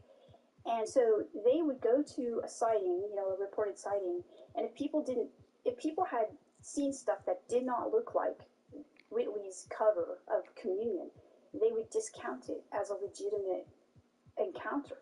And Jacques said, he just mentioned it. And I encountered this a lot. So after American Cosmic was published, I had people from all over the world sending me videos of their encounters. And a lot of them were interesting. And of course, now I have friends who look at that stuff and they're like, yeah, that's definitely not our stuff, or something like that. And I showed somebody who is a researcher, a well-known researcher, I showed her a video and I said, and she said, that doesn't look like a flying saucer.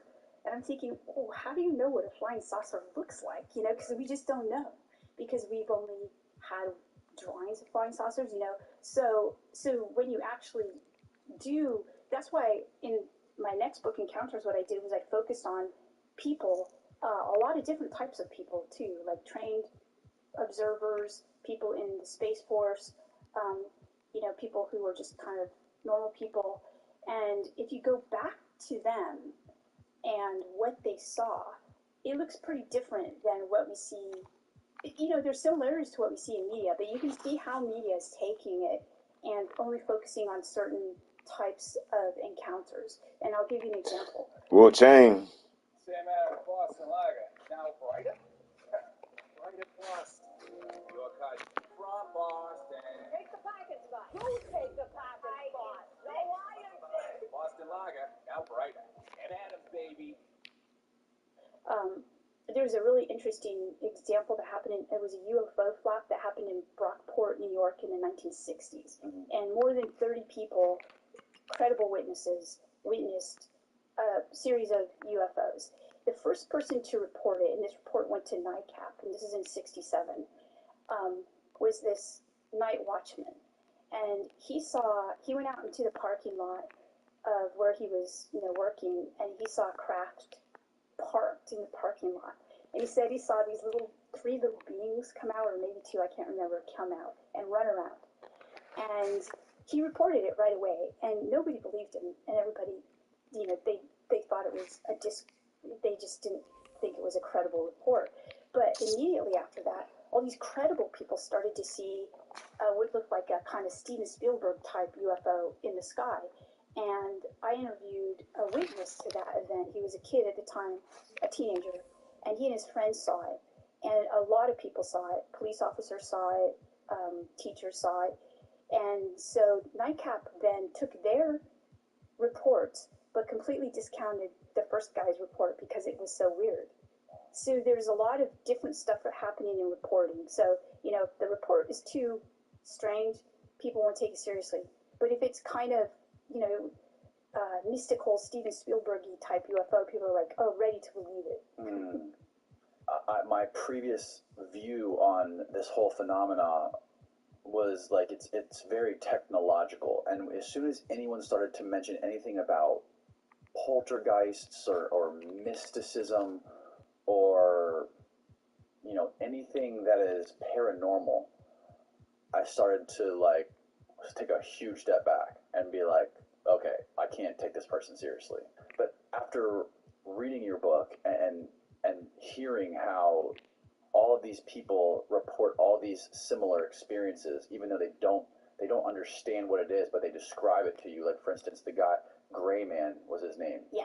He had a crazy experience with this being hovering above him at night, and he described it to you, and you said what he described to you was to the T, the Saint Michael, yes, the Archangel. Yeah.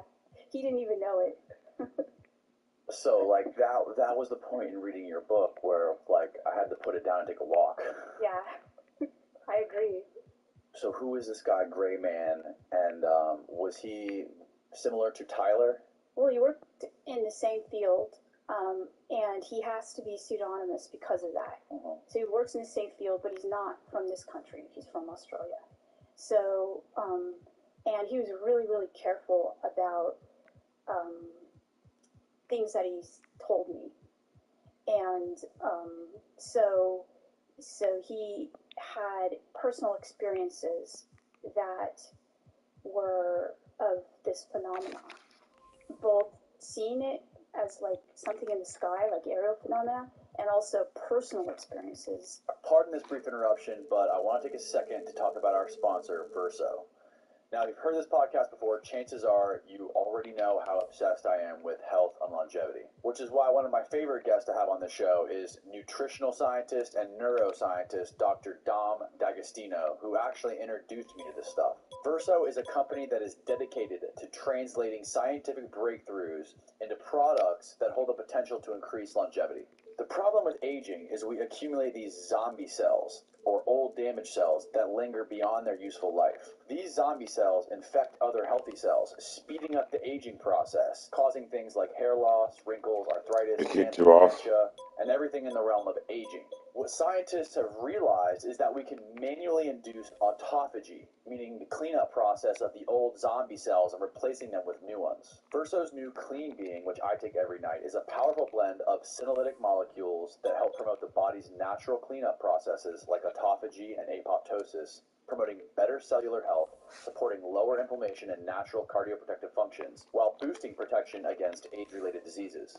The three main ingredients in Clean Being are spermidine, luteolin, and dihydrocanabinol. Hold on, I'll be right back. Which play key roles in the control of gene expression and are essential for cell growth and proliferation, specifically when it comes to cardiovascular and cognitive function, skin health, vision, and the immune system. Head on over to ver.so and use the coupon code CONCRETE at checkout to save 15% on your order. I linked it all below. Now back to the show. So what I found was that a lot of people when there are sightings of things in the sky, like aerial phenomena, some people just see aerial phenomena, and that's it. They don't have these experiences.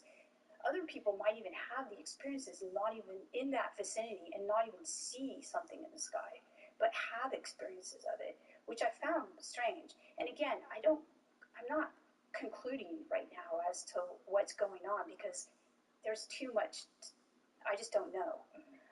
And a lot of people have to bring data, right? We need more data, basically. And we need more people like looking at this and taking the data and not discounting stuff because it's so weird. I guess and I'm with you, like I used to discount people like this all the time. I don't believe in it at all.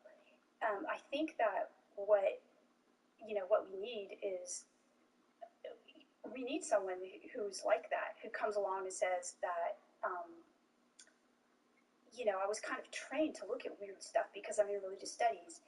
What do people believe in religion? Well, if you look at if you're religious and you're believing some stuff that can't be proven. If you believe in angels, we've never proven that an angel exists. We can't put it under the microscope, so we have no objective proof of religion. So I'm already trained in this method. So looking at UFOs, we have a lot more proof of those. We have like radar. We have the government now basically saying, yeah, there are these things, we just don't know what they are. They could present a problem for us in airspace and things like that. And of course, we have people studying them in these programs. And a lot of the people that study them in programs have very weird experiences that are not talked about. Even the history of the space program, the Russian and our space program, American space program, we have founders who had really interesting experiences, like Jack Parsons. Yeah. On the one hand, totally bizarre, and most people would not want to talk about that, especially if they're working for NASA or aerospace. They're not going to talk about that. Could you describe briefly people who Jack Parsons was? Yeah. So there's a couple of people that are recognized as the father of rocketry. They basically created the calculations to get us into space, to get us out into space. And one of these people is Jack Parsons, probably the most effective. Werner von Braun is one as well. But he actually gave a lot of credit to Parsons and said Parsons figured all of this out. And how did Parsons figure this out? Well, he had a really interesting way. He lived in the early 20th century, and he was working on rocket technology, but he also was a friend of L. Ron Hubbard, who started Scientology, and Aleister Crowley, and he had this crazy life, and he lived in Los Angeles, and he would do rituals in the desert, and he thought that these kinds of things would help him basically download this rocket technology. And it's weird, but as weird is Konstantin Tchaikovsky on the Russian side. who didn't have the same belief system as Parsons, but believed that he was in contact with angelic presences who would also allow him to, create this rocket technology. Which hotel? Somebody say which hotel? I'm great at this. Dance your babes in the spa-like bathroom. Or enjoy local craft beers with breathtaking views at the Cambria. Book direct at choicehotels.com. So that's what I'm talking about, is like the people who are the most valuable to this program are the people that are doing the stuff that most people would have discounted because it's so weird. What was he doing hanging out with L. Ron Hubbard? They were... I'm interested to hear your take on Scientology. Okay, well, I don't ever talk about Scientology, to tell you the truth. I do teach about it in my class, not publicly. Okay. Is that something that, is it on purpose, or is just no one's interested? No, everyone's interested. Oh, okay. Yeah. You could get sued talking about Scientology. Right. I don't talk about it. Yeah, I've had a lot of people on here talking about Scientology. L. Ron Hubbard, I think he was one of the most prolific science fiction authors of all time. Like, he wrote more science fiction than anyone. Yeah, and he started a religion. Yeah. Yeah. Kind of interesting there. Where were we? What were we talking about? I lost track. Okay, we're talking about Jack Parsons. Yeah, so we were talking about how when you scratch the surface of the UAP, UFO topic, and you look at the people who are the most successful at, moving the needle, you'll find that their lives are imbued with this kind of mystical practice.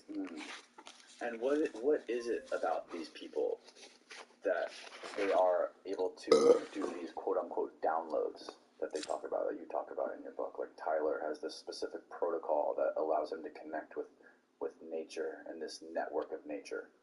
Yes, so a lot of the people, basically, even if they don't know they are, in my field, we also study monastic traditions. Like, there's a history of monastic traditions, people who are monks and nuns, and they tend to live in communities with each other and work on their spiritual growth, basically. Do things like pray a lot, study a lot. And so what I noticed about Tyler was that he lived a fairly monastic life, even though he didn't know that or call it that. But he had these what I call protocols. They were physical and spiritual and mental protocols. And what I noticed was that a lot of people who were doing the same kind of work followed these protocols. And they enabled them to download information that they were interested in.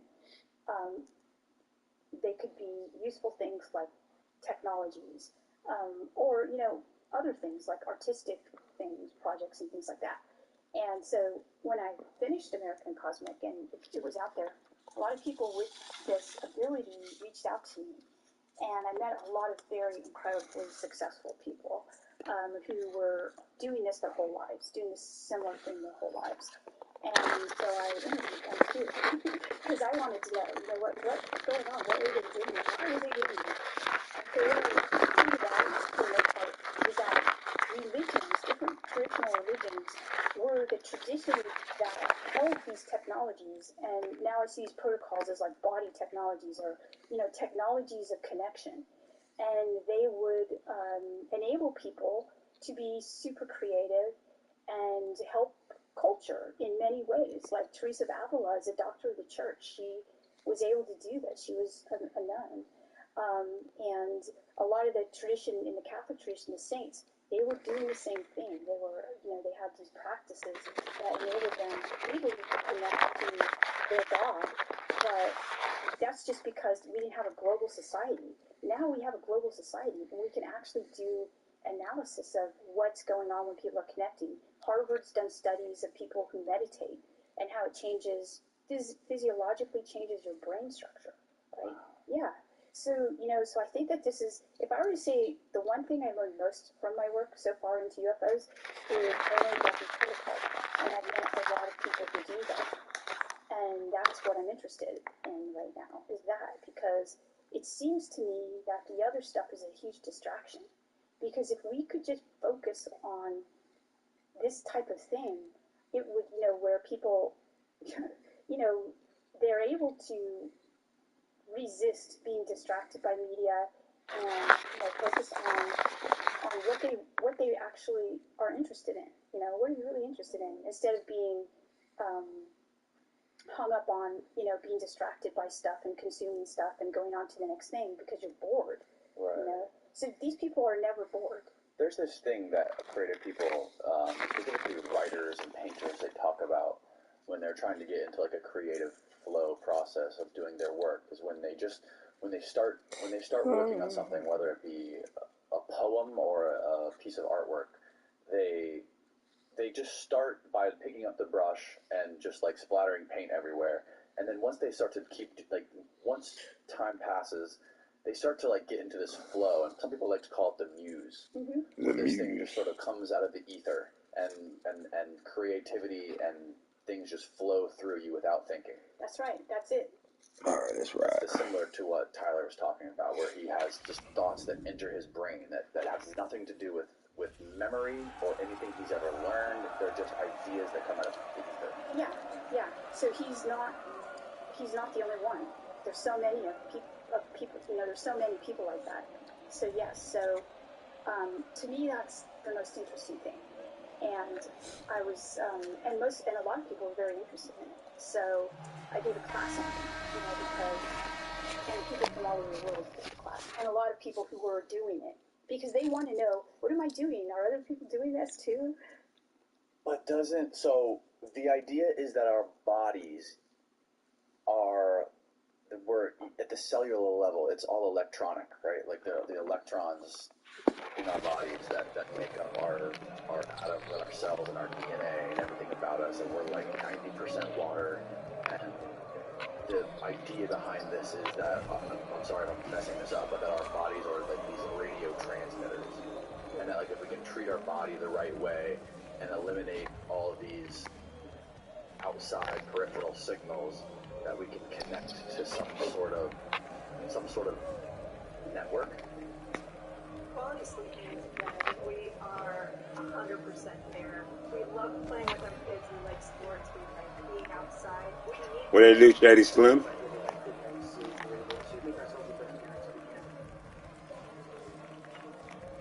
What they do, Shady Slim? A lot of people about this because, at some point, Shady Slady. Training fails me, and I need to access people who are really into AI or into, that are scientists. And so I've talked to a lot of them, and there are two different kinds of theories. One is that it's like a network, right? And there was a Jesuit priest in the early 20th century who built this network. His name is Chardon. I'm telling you, Chardon. Right. And so he described it as the newest field. And so he built this network when he was on the front in World War I. And, there was a lot of tension going on there. And he felt like this was going to connect with technology in the future. And he felt like, his work is interpreted in different ways, but I interpret his work as basically saying that there's almost like a new form of a human that's going to happen in the early 21st century. Oh, that's too good. And he sees it as connected to this network. Yeah. Oh my God, I'm missing everything. A lot of people who believe this too. So he's a very well-known philosopher in communities of people who are creating AI. And so the belief systems of people who are creating AI, I interviewed them too, because really, I was interviewing people who were in Silicon Valley, believe in aliens and ET and reverse engineering things. My bad, Shaq. For American person. Well, the whole world is shifted. That's Curry selling right now. Embiid ain't though. It was a big deal in that time period, but it's now become super public. And so during the time period that American Cosmos was published in, and then it's here that they just finished. Girl, what you say? Keep flopping back and forth. Oh, get there, Embiid. Come back to him. Come back. And a lot of them know about this idea of My Curry is off right now. Curry is now somewhat infiltrated with off right now. And how these, how your body's impacted by teaching with the internet, right? Kind of. I mean, let's put it this way. Some of them said that they do detox from the internet in order to connect to the original, I guess, network, in order to come back into code, which is so ironic. But yeah. There's a deeper meaning here when it comes to like our evolution. You all right, Curry? Damn. We have the choice to either develop technology as a tool or develop something that is gonna make us sort of irrelevant. Yeah, they alley ooped It was like the fork in the road. Fork in the road was a good way of putting it. Chardon saw this. It's one of his warnings, you know. And so the person who is included in the book that is this person that we call Mindy, right? And so she's one of the major creators of AI back when, 20 years ago. And so she's now seeing the fruits of things that she created come alive in a sense. And so she's the one who explained a lot this idea to me, and that, you know, my boy's got an air ball. Have a good understanding that, you know, there's a lot of talk of doom right now. Kill me, man. She's saying that there's a positive aspect that we can take right now and utilize this and it'll be helpful. But it seems like she also believes that AI is going to be sentient. What is the connection between this way of tuning the human body and being able to experience some of these paranormal aspects, some of these paranormal experiences? Magic ball.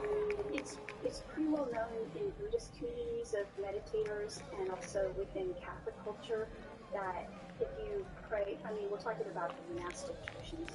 If you're not, not your everyday Catholic, it's not going to be praying in some entity or something like that, or they might, but generally no. So if you're doing this kind of that's off. where you're becoming Come on, Kurt. You know, what happens during meditative or prayer sessions, sometimes you'll see something that is like what would be called God damn. or an entity. Fuck me up, man. It might disturb you, but that's why there are communities that help each other. So that's why monks and nuns, they live together to help each other through these spiritual practices. So they would say, I know that in specific Buddhist communities, they say, that's just a distraction. We gotta win by goddamn 5, man. So you see these things in... No need not, Curry. Sorry, piece of shit. You would tell your spiritual director, and they would most likely say the same thing. Don't focus on that. Are there good and evil? Team at ball. Are there good? Yeah. No, quit. Damn it. And evil beings that people report? Yeah. What determines whether these people experience good or evil? Well, within the Catholic tradition, definitely they would call it good or evil. Within the Buddhist tradition, they would probably have unhelpful and helpful, right? They wouldn't put a value judgment on it, in my opinion. Kurt, hell, you getting off like a motherfucker, Kurt. Within the Catholic tradition, what would happen is if you started to have locutions with, hear things or you see things, you would go to your spiritual director and you would tell that person, okay, this is happening to me. And you would that's just me. to find out if this was a evil thing or a good thing, and whether we should pay attention to it. It's definitely something that has always been around in Catholic culture and is still around. So, let's take the example of sightings of the Virgin Mary. All right, so people see the Virgin Mary, right? It's kind of an often, if you go online, you'll see maps of Virgin Mary sightings globally. There's a bank that's right down the street from here. Why is my jumper so off? The sprinklers went off, and it stained glass on the side of this glass building with the bank, and it created this stain that looked just like the outline of the Virgin Mary, and it was all over the news. And a church Why, Kurt? building. Now it's an out church today. Wow, that's amazing. Yeah. A church bought a bank. There would often be these. I don't know what's wrong with my jumper. Right, they were all different kinds of shapes. But this day, I don't know what's wrong with my goddamn Curry right now. And they never cleaned it off. They in fact did something where they coated over it and made it permanent. Wow. And then a church ended up buying it. Wow, that's really neat. Yeah, it's wild. But it's it goes back to the thing believing is seeing. If you believe something, you see it everywhere. Yeah. So, okay, so say somebody sees the Virgin Mary, and this person seems credible, right? They don't even want to talk about it, but they do see it. And they go to their priest and say, look, I saw, this. Here it is. Oh yeah, I remember that. It's really beautiful. Yeah, it's like 10 minutes away from here. Wow. My shot is not shooting good, man. So there are committees at the Vatican that assess these sightings and assess whether or not they're from God or not from God. And so these kinds of things get assessed.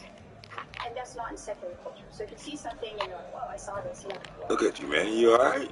But if you do see this in different religious traditions, there are committees set up to deal So with my that. boy Jumper is off like a motherfucker. Shit. What the fuck is going on with this damn game sometimes, man? Curry shit is not the goddamn. Now it's hitting. Come on, game.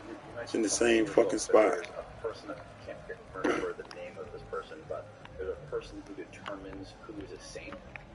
Yeah, there's a whole committee that does that, and it's called, there's a postulator. So See, I will stop holding my goddamn team. Vatican, who is also, I think he's still he's not on the internet, or the email or anything. Now, what is this spiritual aspect of the phenomenon? What does it have to do specifically with, going back to Gary Nolan's work, brain structure?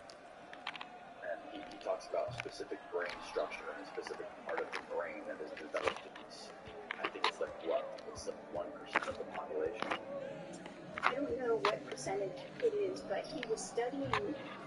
I don't know if Gary's talking about it with respect to spirituality and religion, but he's definitely talking about it with respect to people who access this data that allows them to do downloading. Definitely, yeah. Yeah, yeah. So these I are get this shit together, girl. people who are downloading information that's really helpful, generally technologies, and it's the caudate, that part of the brain who's looking at. What is it called again? It's called the caudate. Caudate. It's the caudate region. The caudate region. Okay. These protocols that Tyler specifically talks about is not something that should be practiced by everyday people to try to access this, or is this something that all people can try to do? Oh, I think that, honestly, I think all people should do the things that he was doing. Maybe not to that extent because they're pretty intense, but it's just talking about having, okay, let's put it this way. In many traditions, your body, religious traditions, your body is considered a temple. Okay, well, what is the temple? It's going to be a temple of God, right? So it's a temple that, this idea has been around for a while. We just forgot about it. And so it's being, I'm looking at it and saying, hey, this has been around for a while, and these people are doing it to great effect. And it's basically making sure that you're healthy and you keep your body, if it is the case that we're transmitting and receiving information, that you're keeping your body clear enough and healthy enough to do that. So I think it's kind of like a human thing. I think a lot of people can do it. Is it simple stuff like getting good sleep, drinking a lot of water? It's totally simple taking stuff. your vitamins? Yeah, it's simple stuff, but when you look at the science behind it, so that's the reason why. So getting enough water. Our bodies, so we will explain this to me. She said our bodies are like 80% water, 70 to 80% water. And water is like the universal conductor. It's conducting electricity. And a lot of things that are happening in our bodies are electrical. So we're just, making sure that the water is clear in order for these things to, in order for us to be at our peak. You see it also with athletes, then you have to be at a certain point in order to get into the flow. A musician has to know the stuff really, really well in order to get into the flow. So it's basically living in a very healthy way. So This brings me to there's a part in Plato's book where he talks about the cave. I think it's called the Cave of Allegory. Oh, you're talking about the allegory of the cave. The allegory of the cave, yeah. Dyslexia. No, it's okay. It's in Plato's Republic. And right. Okay. Yeah. It's a really interesting. It's like a template for our time. Like a lot of movies make use of it. The Matrix makes use of the allegory of the cave. It's kind of like a template that what we see is not real, and there's something behind it. And he talks about it with respect. It's a really interesting book, by the way. Plato's Republic. There's a diagram of it. Yeah. So I'll tell you what's going on. Okay. So Plato's basically in the allegory, he's talking to, Socrates, because Plato's talking about Socrates, who is his teacher. Socrates never wrote anything. So Plato basically mimicked Socrates, tried to, writing. Goddamn cheating ass ball. Socrates didn't like it because he felt like it removed knowledge from the actual source of knowledge, which was the person. Okay. So this is happening at the time period. So Plato wants to provide people with an understanding of what his teacher Socrates said, but he needs to use writing to do it. So everything's in dialogue. So Plato's writing all of this in dialogue form in order to kind of preserve something of what Socrates is saying. Okay. So Socrates said this allegory of the cave. This occurs in Plato's Republic. Plato's Republic asks this question: can we have a just society? Right? Can we actually live together without killing each other? That's the question, right? Can we have a just society? Okay, so that's the question. And so each chapter is back and forth about whether or not. The fuck is need to hit up? Can we actually have a just society? Yeah. There are lots of different readings. I'm not a trained philosopher, all the way to the left philosopher. I have the equivalent of a master's degree. So I know a lot of philosophers. I've talked to philosophers. Come on, B. Like with James Martin, Benedict in college, and I've had a lot of conversations about the allegory. And it appears that Socrates, at the end of the Republic, kind of the answer is we can't really have a just republic because we've gone through all these scenarios and simulations, and it looks pretty bad for people because politicians are really they shouldn't actually be politicians. Come on, ball. You can't be shooting it from back there on me. Are not politicians, and you have to trick them into being politicians. That's the best politician, right? That's not going to happen. So in the end, he throws in the allegory. What's this about? So he's basically saying that life is like this. We're all in this cave. And if you look at this image here, you see these people tied up. So people have tied them up. And what's worse is that they lit this fire in the back of them, and they're doing the puppet shows. And so these people. Come on, he was gonna hit that. Shadows of what's happening on the cave wall, and they think that's reality. Okay, so that's the setup. That's what life is. And then somebody gets out and goes outside the cave and sees something real. They see reality out there. They see the real world. They see the sun, and this is true. And they realize that they've been fooled their whole life, and they don't see what's real. So they go back into the cave and they tell the people that are tied up, "There's reality out there." But sadly, what happens is the people who are tied up think that they're crazy. They say, "You're crazy. Your eyes are ruined," And Socrates even says, maybe they might even harm that person, because they're so angry at them. So he basically says, what do we need then? What should we do about this situation? And so he and Cohen agree that the best way to deal with this is through basically a conversation about what is real and a way to help each other recognize shit. Of a community that looks like a massive community where people basically say, wow, what's out there is really crazy. We can't believe it. So let's try to talk about it and really form this, what a lot of philosophers believe is this epistemology of good. That we can, that this is the ascent from the cave is when a person starts to attain like a mystical knowledge of what is good. And so that's what he believes is going to help us in this kind of situation that we're in. You can definitely see the parallel with the situation that we're in with the allegory of the cave. Yeah. It's kind of mind-blowing. I know. That's why a lot of people who do media are using allegory of the cave as kind of a template, for our time period. But I think it's actually just the way that has been. By the way, I want to say that this is a Western thing. I don't know if the allegory is going to be structurally important for like certain indigenous communities. When you look around, you're like, wow, they don't actually have this where you have government. He's killed by his government. It was a pretty dire situation. Like it seems like right now we're in the cave, but it seems like the way to break it or to break the chains is through this philosophy and through us. You gotta stop leaving him fucking Embiid. What the fuck is wrong with you? Everything that we're looking for is within ourselves.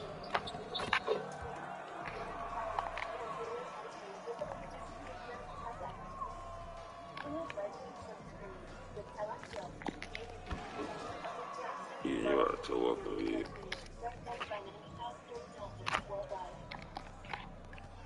Yeah. I think that, I honestly do think that this is a template that is, and it's structured for at least this type of picture. And the way to remedy, maybe you can't fix it, but you can remedy it for yourself. And that's to do what Socrates suggests. And so I think it's really important to do that. Will this be a fix-it for humans? I don't know. And is there a fix-it for humans? Maybe not.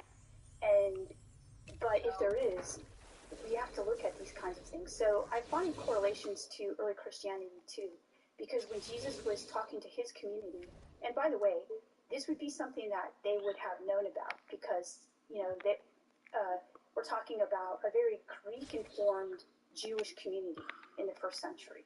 So there's a called Hellenization. So they're very informed by Greek thinking, and there's philosophical communities of math mystics, basically, who sometimes are vegetarian and they're practicing these protocols. Socrates and his group practiced these protocols too. A lot of them didn't start learning and utilizing math until they were 35 to 40 years old, because, so it's really interesting. So, when you start to learn about that time period, Jesus' time period, you start to understand that This is Kevin Harlan, joined by Greg Anthony, Steve Smith, and on the sideline, David Aldridge. So with Davis sitting on the bench, this is who Steve Clifford has out there. LeBron James is out there with Curry. Then it's Aaron Gordon. Then there's Embiid, and it's Harden in at the 3 spot. And for the Magic, Hardaway is out there with Tracy McGrady. Then there's Shaquille O'Neal. Then there's House. And it's Hill in at the 3. Now here's Hardaway. He was also asking, could there be justice? And he said, there can be, but it's the way. This is the way. And it was a spiritual. McGrady outside. Just like Lets it go from the wing. That will go for 2. What's wrong? Huh? Here's James in the dunk by James. You see his link, the explosion, Tyler making sure described of that. a hierarchy of things. How do you make sense of that? It was really interesting to me. So, Tyler's information about the protocols I thought was so very interesting and helpful that I asked him to guest speak And so Curry will bring it up from Milwaukee. prior to the publication. Jordan pass to Martin. So he would guest speak. Nice ball movement by Milwaukee. So he would Embiid sends the pick for Curry.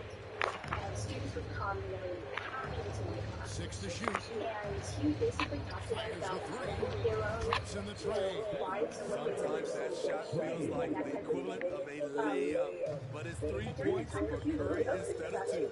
And one of the many special part of what things he about used to say was Steph that there was a hierarchy. sticking with this Warriors franchise since being drafted back in 09. Now here's Hardaway.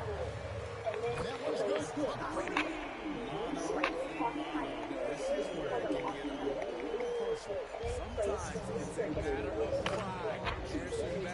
three of his own. Curry against Hardaway. Okay. Now here's LeBron. Defense right on. His second shot goes in off to a good start, 2 for 2. And talking about stats, he is the face of the franchise. And his loyalty is shown. Gus been a model citizen, never complains, never causes any issues.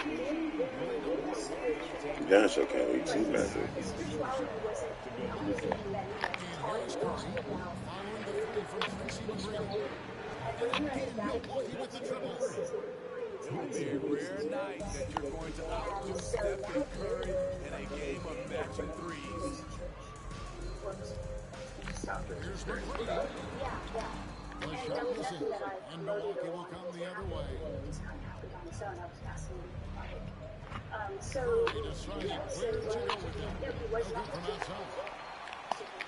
Orlando Shaq issues it out. Curry against Hardaway. Well, he changed his view when he went to that. On that one down, 2 points with his first shot this game. You gotta respect the size McGrady has. Easily seen over the defense there to spot the open man. And you love seeing that great move one drive is just a turn. And putting that pressure Oh no, bro. On the Magic with possession. We need to decide that maybe O'Neal is screen on Curry. the category dangers and on intelligence Hardaway gets to Howard. And Hill has it in the corner. That's good. And so Howard with the assist. So you see him lying down extraterrestrial. LeBron passes to Curry. And Bede with a screen on Hardaway. It's Curry outside. Milwaukee. What? Come on, man. That's not late. It helps to not make this personal. Shaq dishing to McGrady. And James pulls it down. And he's a good shooter from outside. Not sure from that. You know, we're Oh, that's all. further back to create space, but that does make it a tough Dang. I know that ain't on. Too early. Here's McGrady. And it's off from 3-point range. I mean, I think that he believed that there was space. And that Curry on the wing. Oh, I know I ain't gonna make that one. I'm shooting terrible with you, Curry. My bad, bro. To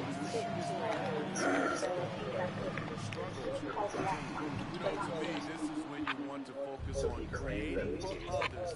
Give someone else a chance. It's called a teammate. Now Curry. Following McGrady's 3-point attempt. Milwaukee. No good that time either. At some point, when you recognize someone's this out of rhythm, you have to shift to something else. Constant threat around the backcourt is an agile big who just throws it down to lead. Ball's not loose. Hardaway against Curry. And Stephen Curry with the foul. That is his first foul of the game. More sales. For those who want to be seen, Wix.com/SEO. Is that something you can talk about? That's what he believes. D2 from Anderson. That's what people Use the shot pick to create the angle.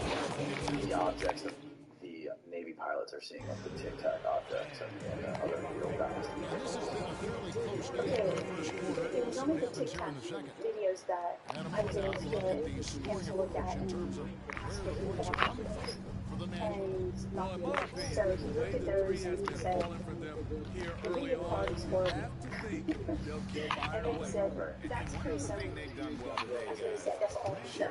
I mean, set up teammates and just plain unselfish. So with He Anthony said, sitting on the the bench, video is real this is tough. who Steve Clifford has out there. He'll also have to run. It's Michael Jordan, then there's Kobe, and it's O'Neal leading the foul line in the paint. Now Jordan, following the miss by Turner from deep. Why didn't that stop working? Because They grabbed their own miss. Out to his Kobe, work was back to O'Neal. changing already, and things were going really fast. And my book was Down to 5 on the shot clock. said And a he lot, lays it straight in. and I think that The it was strength of not in O'Neal his best is interest. otherworldly. Orlando trails by Anyone 4. seem to have the They've been opinion that, struggling here that on those offense. modern Yeah, a bit of a dry videos spell for are sure. sort And of here's like the Timberlake technology from that the has arc. been Nope, not that developed by time. us. Nothing for 2 from the field. Here's Hill. No, Grant. Ah. He can't hit that time. I mean, yeah, there are some people who Turkoglu kicks to Anderson. basically told me, this is after the book got published, he said that And the pass he to has Armstrong. drone technology. Here's and Vucevic, I'm trying to guarded by go Curry. With the He said fadeaway. yes. Vucevic with the Shoot. bucket. So he's got a Not lot sure of he was trying to show off or of what, course, at but this when you're time, that open, I you gotta go recognize straight to the that there's basket. The disinformation fadeaway out was there clearly a bad because choice. I'm a professor Now here's Kobe. writing about this No topic. points in the game yet And for so him. I'm like, Now the dish to O'Neal. for And the dunk by O'Neal. Guys, I feel bad for the ref on that one. Shaq is one powerful dude. who I listened to took seriously. Pass to And Turkoglu. so, but I did have people come and The very, feed to Vucevic. emphatically tell me yes. And it's set back by O'Neal. And so he closes it out with number 10 protection there. And it gave me evidence to show. But at this point, I decided I wasn't going to be doing that. Give you evidence to show you. Yeah. We're now And that, about of 2 course, minutes there's into no the law out second there, quarter. So I'm like, I'm not taking And this it's game. blocked It's by not like I Jordan. did that. I understood that I was going to be part of it. In his defense or on the run. Howard's checked in for the Magic. McGrady comes in for Anderson. And now here's Durant, the fast break opportunity. And Jordan throws it down. Well, they weren't going to pass up that chance to get out and run following the steal. Orlando trails by 6. Here's McGrady. And he drops in the layup off the glass. McGrady's got 10 points. Yeah, so I just chose Ah, wrong man. stuff that I felt On the wing, was Hill. responsible, I guess, and could be, I could We're say, just yeah, over 2.5 minutes into the second quarter. put it out there and say yes. It wasn't anything that I was going to put out Pass there to Skiles. that Howard with a I screen had a on question Jordan. about. Skiles So shot it's is off. basically what's called Milwaukee technology. leading by 4. Basically talking to people about their experiences. Right side Durant. This, The kick out to Hill. On deep. Orlando turns the miss. Is there anything in there that was like Here's Hill.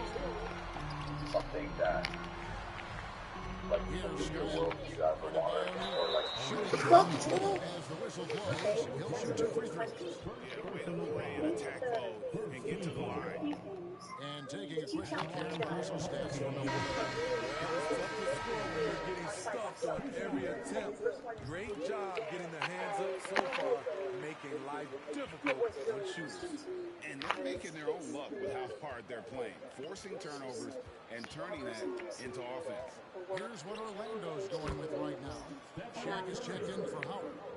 Hardaway is subbed in for Tracy McGrady. Orlando trails by 5. for a lot of people, it's frightening.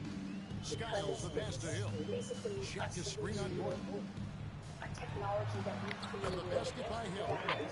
He's got 5. Beautiful call that time up the floor. The hard screen frees him up for the bunny. Outside Curry. This one for 3. And again, Milwaukee with the triple. So, I was like, Guys, he's been a one-man air raid. I mean, that's it time and time again. Yeah, the defense has allowed him to get into a rhythm from there, and he's been relentless. Grant is checked in for the Magic. Hardaway kicks to Hill. Something that we work with, or it's something The Magic again can't hit. and something that And so James will bring it up for Milwaukee. They lead by 6, their biggest margin. And the corner, it's Gordon. Now low, Embiid. And the dunk by Embiid. Oh, a fantastic passer at his position. Gordon stays alert and ready to pass to an open teammate. Orlando with the ball. We spent a lot of time together. Here's Hardaway. And the rejection by James. And Bobby worked Hardaway against Curry. On deep. And again, Milwaukee with the triple. I mean, the range range is just unreal. Curry can make even the toughest shots look but easy. then when I started to study this, I was like, I need to ask her about this because Hardaway it's against Curry. strange. You know, you hear all this crazy stuff about this secret space program. Outside Hardaway. And Scott has it in the corner. No good again that time. James fires from way outside. And they wanted at least in time, but no good. So Milwaukee holding on to an 11-point cushion as we get ready to take a break. They're pounding the ball inside. That's where they've gotten their best production tonight. Back right after this. Because their parents don't live in their lives because of being part of these programs. And so that was an insight. I met a lot of these people. And so it's like almost like that. And after a very lopsided first half, we'll see if things play out a little more evenly here in the second. Really an incredible game from Stephen Curry. Children. And so I really wanted to talk about that, but I couldn't talk about it directly with some of the people who are behind it. So her father did The key for him is to bring the same level of energy over these last 2 quarters. So with Vucevic on the bench, this is the group that Jack Vaughn has right now. Howard is out there with O'Neal. Then there's Hill. Then there's Hardaway. And it's McGrady at the two-guard spot. A shot by McGrady, no good. Milwaukee lead by 13. Embedded deep in our government, the world that you don't see here. James right side. The deeper you go into this topic, Orlando grabs the more miss. of that. This is the shot you want right out the I rim. started He just having couldn't that deliver. idea that you have, like, you know, your Syracuse, and basically being kind of really Now frightened McGrady, and not wanting he's to be got part of 10. it. And then being around people so much, and Buries a the lot of them were long-range saying, jumper. it's work. McGrady's got 13 better points. than And how do you get that hand up on McGrady, especially when he's looking to And so shoot that from kind of the changed, and outside? then having them tell me exactly why it's better than Here in this and third so quarter, that just over a minute to play. and It's going to be out of bounds. Oh, come on, Curry. What the fuck? I'm pressing back. Why is you going And sideways? that kind of stifling effort on defense needs another look. And big defensive plays like that will help them stay in control of this one. The secrecy of that chapter is the one that we can get. Outside Hill. It's a safe way to talk about it. You just have to say, yeah. Tracy McGrady on the wing. James covering. Some people believe that it exists for good reason. Lock at 6. There's people that Hardaway are like a this three-quarter, girl's no father good. who passed away. Milwaukee leading by 10. Scientists Well, we know we're in that the are later stages of in the the show. shadows of Steve, governments it's just who are something very much Three on me, aware man. of this mind-boggling, really. How athletic spiritual LeBron mystic James thing remains. that Tyler's Kevin, to part put it that Tyler's a quickly, part of. we've Yeah, never I seen do. anything What I like think this. they're trying to He's purposely still getting hide it or used weaponize for some it. And that's all vicious the history programs. of A the testament evolution to how of hard he technology works. is competitive Out to capitalism Anthony. From with downtown, science for the purpose of O'Neal with the rebound. right, what apes with Here's your Orlando. left, right, and you just want to keep to have to be Outside higher on the Hardaway. food chain. And that's what sort of inspired a lot of Excellent D there from incredibly Anthony. innovative technology With the prospect throughout of history. making a big So like lead. it's And you got to jump at this chance. Stretch that that is lead what as much as possible. why they're keeping Now here's this a Curry. secret. 6 the triple. Okay, so Curry's got 6 points in the so quarter. I like what you just said, like One of the run most down the efficient offensive players ever. and Time technology. call here. The But I Magic would decide to talk change it one over. thing, and that's the people who create it are often not okay, so the people who create it become keep this stuff, you know, grab the patents. Well, we're into the third quarter, just over 2.5 minutes played. Here's These people are Armstrong. not out to do wage war. Armstrong's got his first points in this one. Terrific play. This is why you run your offense through him. Oh my God, y'all be in the mood. Whoever they are, researcher, and give them millions of dollars a year on free. Like, do what you know what I mean? We want you to figure out everything you can about this. That essentially is what it is, right? It's these people, but with agendas giving Armstrong dishes the scientists triple. money. Yeah, so that happens. Okay, all right. So that's one way to look at it. Another way to look at it. So again, after And American here's Republic James. He'll bring it up for Milwaukee. lots of very wealthy people Since halftime, they've only allowed 5 points. operationalized technology got a hold of it. Still happens. It's And they Davis on drive the to wing. He's covered by and Armstrong. maybe connect them with how they're capable Count the of, bucket. right? And he's But got a free throw coming I up always as feel well. like they're looking Those are the for plays this, Davis is capable of this making. idea Much more of confident the and reverse stronger than what he engineering was when he came and into what I this found is league. that A data different look actually from existed. Milwaukee. Jokic, So, he's checked in for Joel Embiid. Hill data comes is in for passed Carmelo down Anthony. through the oral And Kobe tradition. is subbed in It's for not kept James. in, a Guys bunch are of looking for a computers. way to score It here. accesses the data Yeah, and they've had a put it in tough AI time to work. taking Yeah, the work with will. it that way. Oh, it's been It's that actually Lewis you for got the inherently three. easier that shit. from person That to shot, person. no Rashad, you good. missed that. And So, Milwaukee the and other way also, now. it's got the spiritual, kind of mystical guys to it. Jokic and A Anderson. lot of them aren't adequately prepared to understand or Jokic resist inside. it. Shoots So I over always felt like I Vucevic. was going to get Jokic with the bucket. And Milwaukee leads by 19. kind of thing. And the defense tries to make Even if I Jokic did take do a it for bad you, shot, you but will not be with able to that access stroke, it it makes the because mid-range you don't look easy. understand And what it there's the is, call how on it's Curry. happening. That's So foul a number lot 2 of for them, him. the communities that people who work in them pass it down to Armstrong people passes to Turkoglu. 58 seconds left in the third. Pass to Vucevic. A three. Grant Hill clubs the miss. And they had some botched coverage that turned into no coverage. Curry can't get it to So go. it's something that Orlando trails by 19. Part of it is just to keep it Leans from outside. because it's not. Rebound Milwaukee. Made that shot a little harder than it had to be. No one around him, just line straight up and drill it.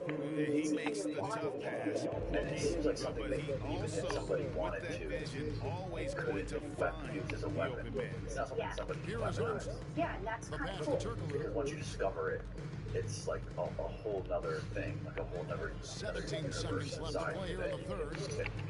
Shot clock at 6. Lewis is straight on Curry.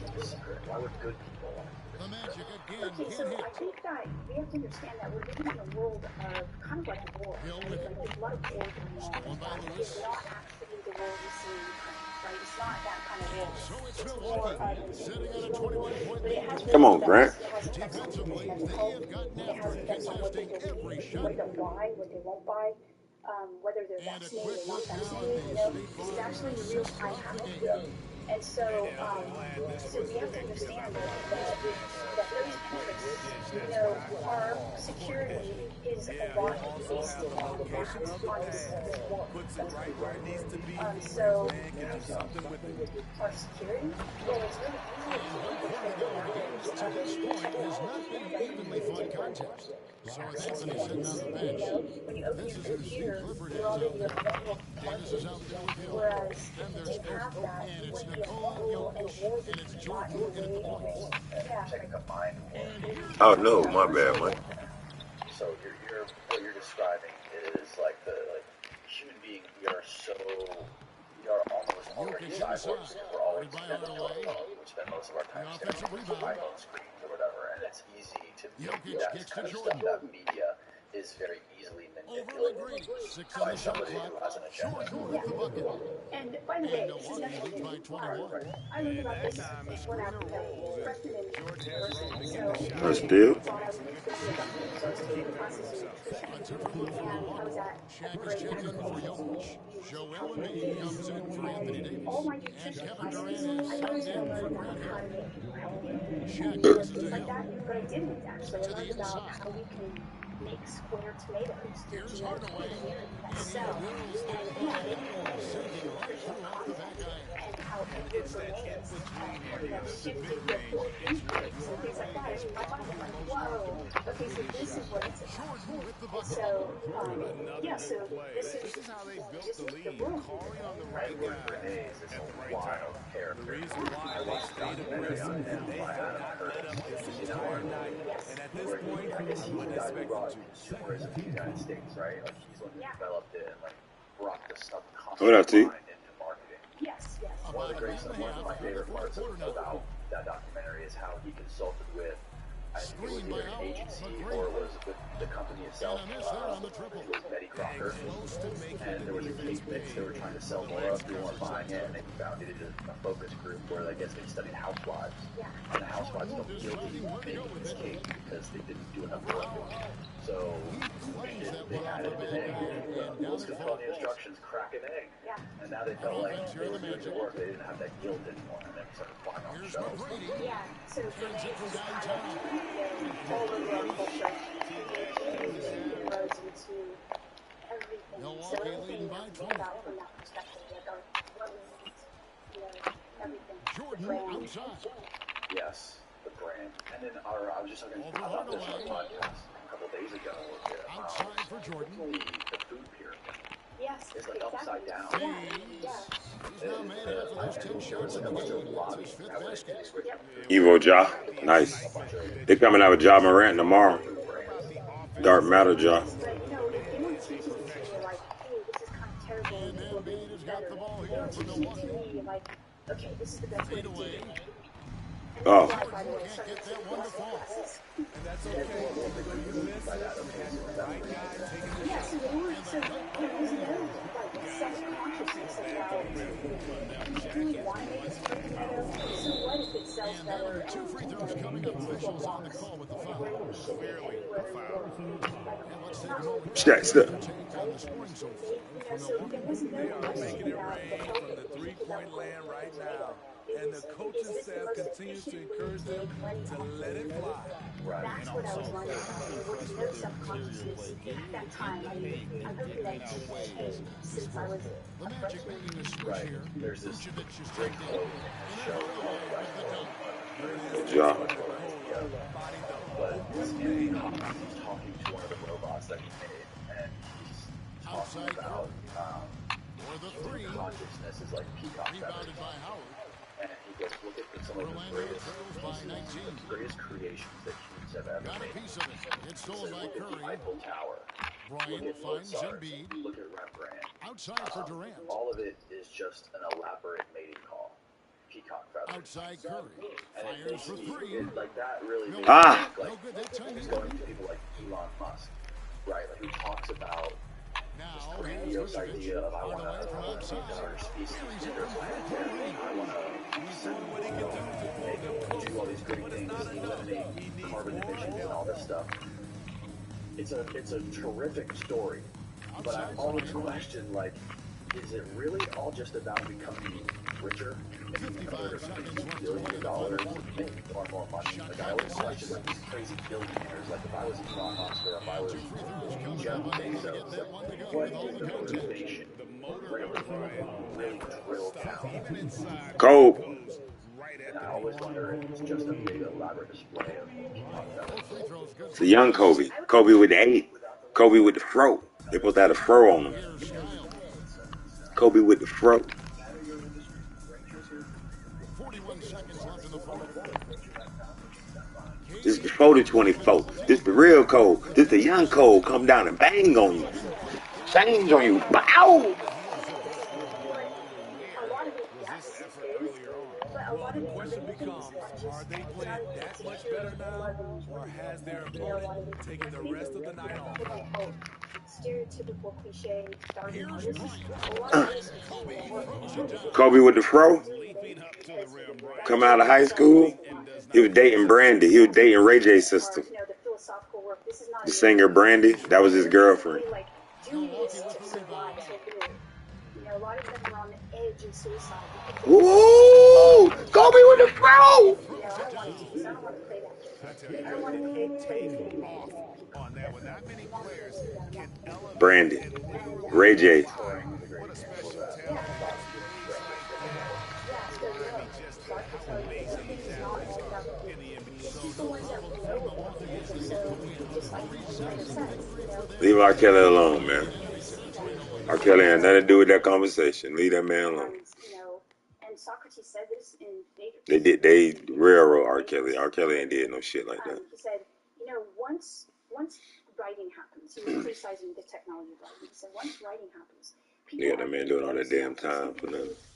horrible to be around them because they're going to be completely all about, I'm paraphrasing, all about themselves. And they're going to be insufferable company instead of actually people that you want to talk to because they know some stuff. There you go. You have a good conversation with them. They're going to be all about their ego, basically. So he was connecting. Yeah, they for R. Kelly over. To ego? Yes. Yeah. So, like saying that is it the idea that people could basically read a lot of books and gain knowledge through reading about it, but not actually having it. Yeah, and it's really interesting too. I happen to think this is really an interesting point. I do too. I think about this all the time, actually. Oh, really? Yeah, I do. The knowledge by, there's actually a term I read recently where it's knowledge. I read about it. Knowledge by association, by acquaintance versus, no, I think it was versus knowledge by association, because everything we see in media, I think, every single YouTube channel that's a guy who's a talking head who talks about politics, it's just all they're doing is reading the news or reading Twitter and reporting on it. Yeah. They don't experience stuff. They read stuff. Yeah. Or they listen to stuff and then they report it back. Yeah. It's even on like the news, like the television news, those people aren't experiencing much. Maybe there's situations where guys like go overseas into a war zone and experience being in the middle of a firefight and bullets flying everywhere and like meet people. There's definitely that. But I think most of it on TV is, especially when it comes to like the talking head, all of it is what you're talking about. Yeah, secondary knowledge. Mm-hmm. Yeah, they don't. So Socrates identified this as actually when I look back at this and I reread him, I see it as a turning point in the Western culture, in the sense that he actually referenced knowledge that people would get from their actual environment. It almost sounds like, I can't prove this, but it almost sounds like he's talking about a download experience within the context of the environment where, you have indigenous cultures where people have so much knowledge about their environment, right? They can hear things like if you and I went out into the forest, like the rainforest, like in Brazil or something like that, and they would be able to hear the different sounds in the forest and know exactly what was going to happen, like either rain coming or, whether a dangerous animal is going to be there or, what the state of the forest. You and I wouldn't hear that at all. We would go in there and just hear like what we would consider to be forest noises. We would be able to, so we don't have any intimate experience of our environments, right? And so, so Socrates was actually telling Plato about this and talking about how once when people lived in the trees and they had this knowledge, but Socrates made a joke and he said, but you guys, you're so young and knowledgeable, you wouldn't know about this. So he's basically decrying this loss of this intimate knowledge, and that technology was actually going to foster it even worse, and it was going to create a type of person that was egotistical and think they know everything, and they were going to be horrible to be around. And I thought that was really funny. But I agree with you. I see that. I even see that in my own field, like people talking about a topic. Like in my field, there's a push to publish. You have to publish a lot, and I just can't do that. I have to actually I have to do field research. I have to go out to communities of people who are doing this kind of thing in order to get information. Like, how else are you going to get that information other than being around them? But a lot of people don't do that. They actually just read a bunch of books about it, and they go on Twitter or wherever, and they get that information, and then they write a book, like every 2 years.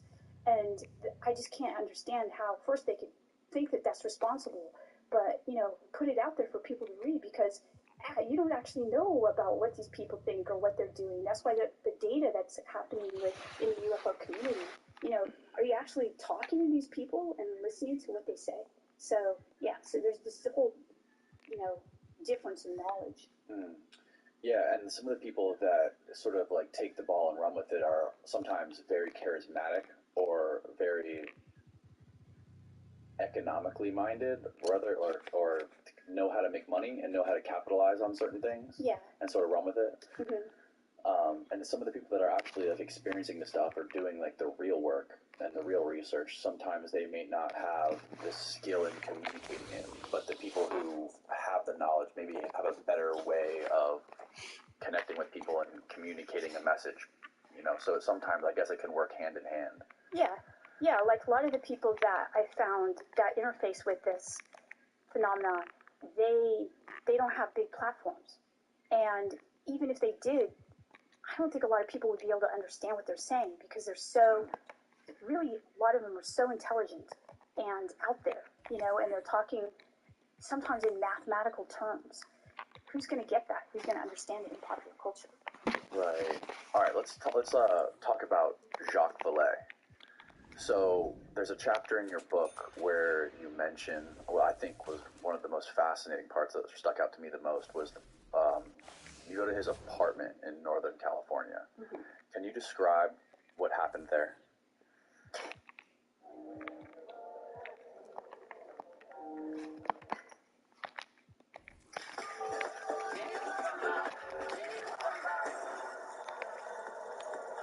Tequila Herradura Ultra Extraordinary awaits. Yeah. So, okay. So I know Jacques, and we, you know, work together and are colleagues basically for a long time.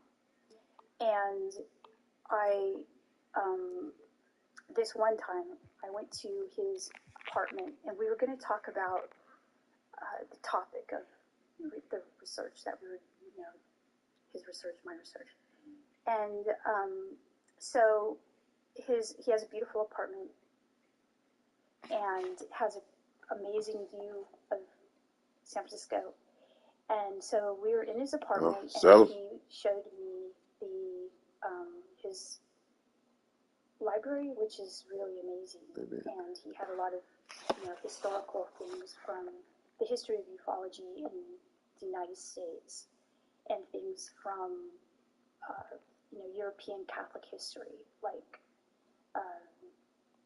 looked like extant, you know, copies of books about angels and things like that. So it was amazing, and things that belonged to Alan Hynek and things like that.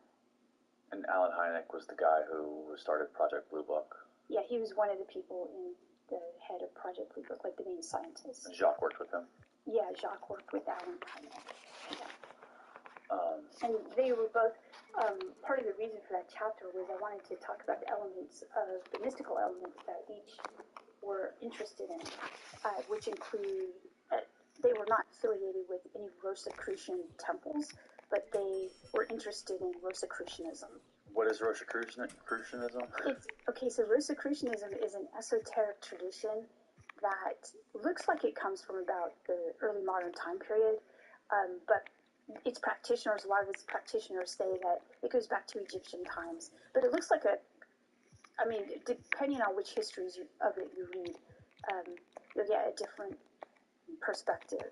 But it looks to be started around the early modern time period among scientists. You had to be really careful. In fact, the Invisible College comes from that early modern time period of Francis Bacon basically doing work as a scientist. But at that time period, science was just chill. Because you could be killed for doing it, you know. So they called themselves the Invisible College, and so Hynek repurposed that term for his group of people that were studying UFOs. And you had to be careful of, you know, because if you're a scientist and you came out as a person who studied UFOs, you were immediately discredited. Hynek was one of the first guys to build this bridge between science and spirituality.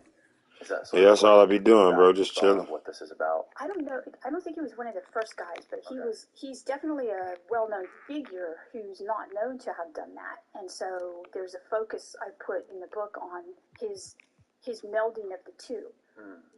And you were shocked, I think, to see all of the books that he had on angels that were in his library. I was. Would you ask him about that? What did he say about that? So in the library, he showed me a lot of books about, you know, like I said, the history of ufology, like, you know, historical stuff from Project Blue Book. Right, that's the kind of stuff that I would expect to see in Jacques Vallée's library. Yeah, it's really interesting. And so, but most of the library was dedicated to these very old books of of angels. And so he took out a couple and showed them to me. And Yeah, I seen that one dude the first day pull up. Damn near all the and a motherfuckers. whole row of like fallen angels type thing. And he made some jokes about it. Well, if you have one, you have to have the other kind of thing. And so yeah, I guess the emphasis. I mean, I know that he has like a huge historical knowledge. Obviously, with Passport to Magonia. I mean, that's a book about the whole history of, kind of the Western history. It almost reads like a religious studies book about the phenomena in history. And so, of course, I knew that he did have this knowledge. I just didn't know Yeah, I the seen. extent to which I heard that dude pull that damn near all the so he's motherfuckers having out of these there. books, especially purchasing them and having them. It's one thing to go to archives, like kind of like I do, and read them, but to get them and to acquire them, to keep them in your own home, these are old books that require a certain, they could disintegrate. The papers can disintegrate, so you have to have a climate control Nah, it's all environment. gravy. They're kind of I still difficult pull to keep. Invincibles, LeBron and Of these Carmelo, books. so So yes, so it just we reconfirmed good. for me that the focus of that chapter should be on the spiritual elements in the history, and his focus on this esoteric tradition, as well as Hynek's focus on this esoteric tradition. It reconfirmed for me that was appropriate. And he gave you a book at the end of your meeting with him that day? Damn. What was this book? I should have been fucking signed. Book on the devil? Right. Well, it was a history of Satan. Okay. And it was done by these Carmelite nuns. And so he gave me the book and he said, you should try to acquire this book. It's really good. And I looked at it, and then the paging on it was really interesting. It was the last page was 666. So he laughed and said they had a sense of humor, And so, yeah, that was, at the time, I was really shocked by that. And, damn. And thought it was, what? So it took me a while to actually talk to him about it, because I thought, how do you ask somebody about this, right? So I did ask him, and he said that, and he's right. So the way we see, he was basically suggesting it because of the ways in which, how the ways in which the UFO are made to look kind of a certain way, but when you look into it, they look different. And the same way with religious traditions, like Teresa of Avila's experience with the little angel. If you look at pictures and paintings from that, and the statue of that, it looks very different than the primary source material. Okay, the description that she actually gave when she wrote it. Yeah, it looks completely different than what you call it telephone game, right? Yeah, so there's telephone game in texts too, right? Okay. And in representations of spiritual experiences. So basically, he was saying that if you look at the history of this person, not person, with this being, that it's going to look completely different. And the people that did the best biography are these Carmelite nuns who had access to all of the primary source material. Did you read the book? So I did look for the book, and I didn't do a hard search for it because I was so busy. Right. I haven't been able to, but I do want to acquire the book, absolutely. So no, I have not read it. But, his work is basically to look at the text. You expect to get too much out of it, just one pack. I just always open the pack with my odd instead of looking at what money. people say about these primary sources.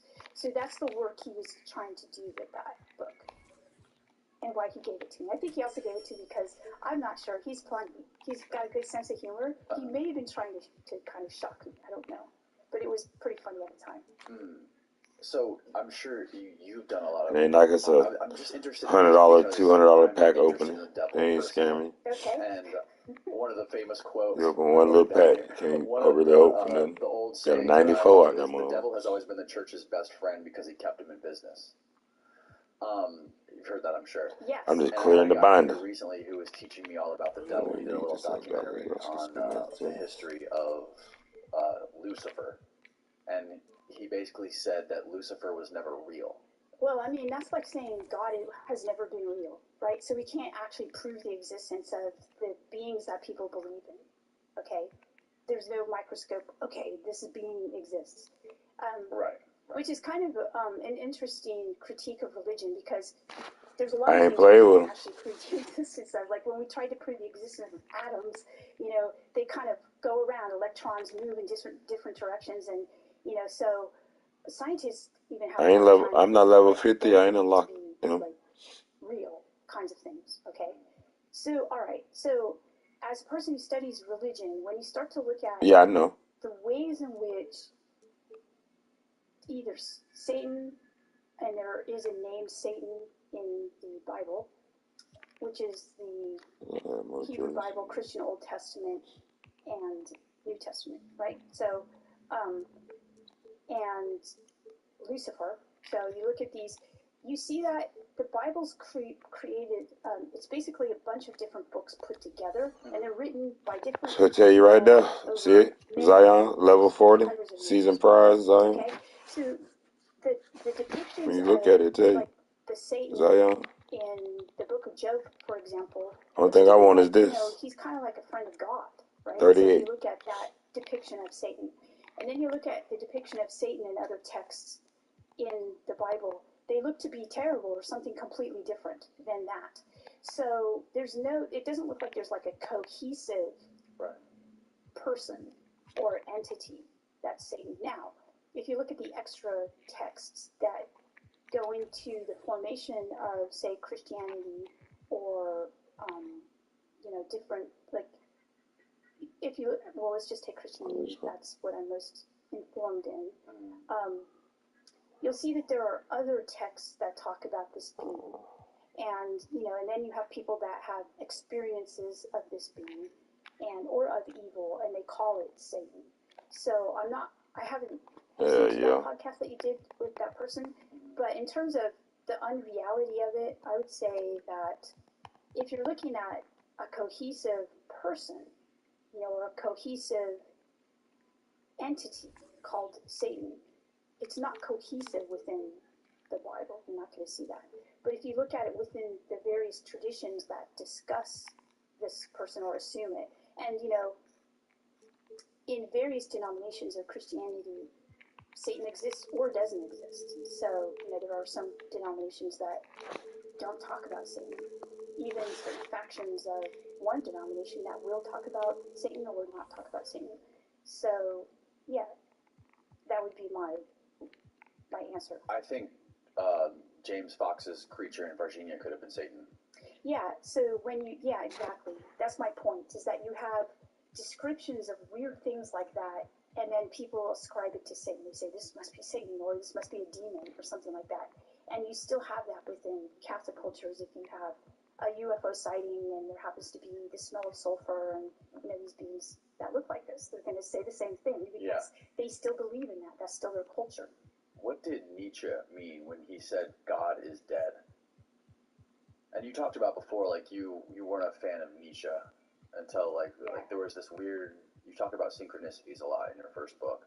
Yeah. And how it was a synchronicity in itself. The fact that when you picked up a book by Nietzsche. So synchronicity. When you do field research in religious studies, you find that no matter what religion or denomination, synchronicity for people, meaningful coincidences, it's like the engine of spiritual belief. So people in the Catholic, when I was doing my book on purgatory, a lot of Catholics were telling me there were synchronicities and them saying, so it was a sign from God, you know? And I noticed this in the UFO community too. People had like a lot of synchronicities. I did too. And people ascribed meaning to them. Like, you know, I must be on the right path because this is happening and things like that. And of course, when these things happen, it's pretty interesting. It's like, wow, this is so interesting, right? And I've had those experiences and have them all the time. And of course, I step back though, and I don't want to ascribe any kind of overarching theory or meaning to them because they could just be by chance, right? And so Nietzsche, and so I've been thinking about this for a very long time. And it wasn't the first time I picked up a book by Nietzsche, because a lot of my friends wanted me to like Nietzsche. They gave me books and they'd say, read this, you're gonna love Nietzsche. And I would start to read him and I hated his philosophy. I was like, this guy's What terrible. about his philosophy did you hate? He seemed really arrogant, and he was very sexist and racist, and I really didn't want to fill my head with that kind of philosophy. So I didn't think he was really that interesting. And so it never stuck, right? So one day, it was on New Year's Eve, and I was not out there partying with everyone, but I could hear everyone partying, and I decided to try to get some sleep, so I went to bed. And at midnight, everybody was partying so much, I heard everything, I woke up, and I was like, oh, what am I going to do now? And I saw this book by Nietzsche by the bed. So I picked it up, and I opened it up randomly, and I opened it up, by the way, it was The Gay Science, and I opened it up to, I think it was Aphorism 273, but it was a book 2, which was Saint January, Sanctus Januarius. It was about the saint. And I was like, okay, it's like the January. It was January 1st. So I thought, that's a weird kind of coincidence. And I opened it up, and it was basically, he said, today's New Year's. And I was like, it is New Year's, you know, and I thought it was really interesting. I was hooked. And I was like, okay, what is he going to say about New Year's? He said today he was declaring his philosophy of amor fati, which is the love of one's fate. So when you're disgusted by life, and life gives you all these terrible things, you know, just look away.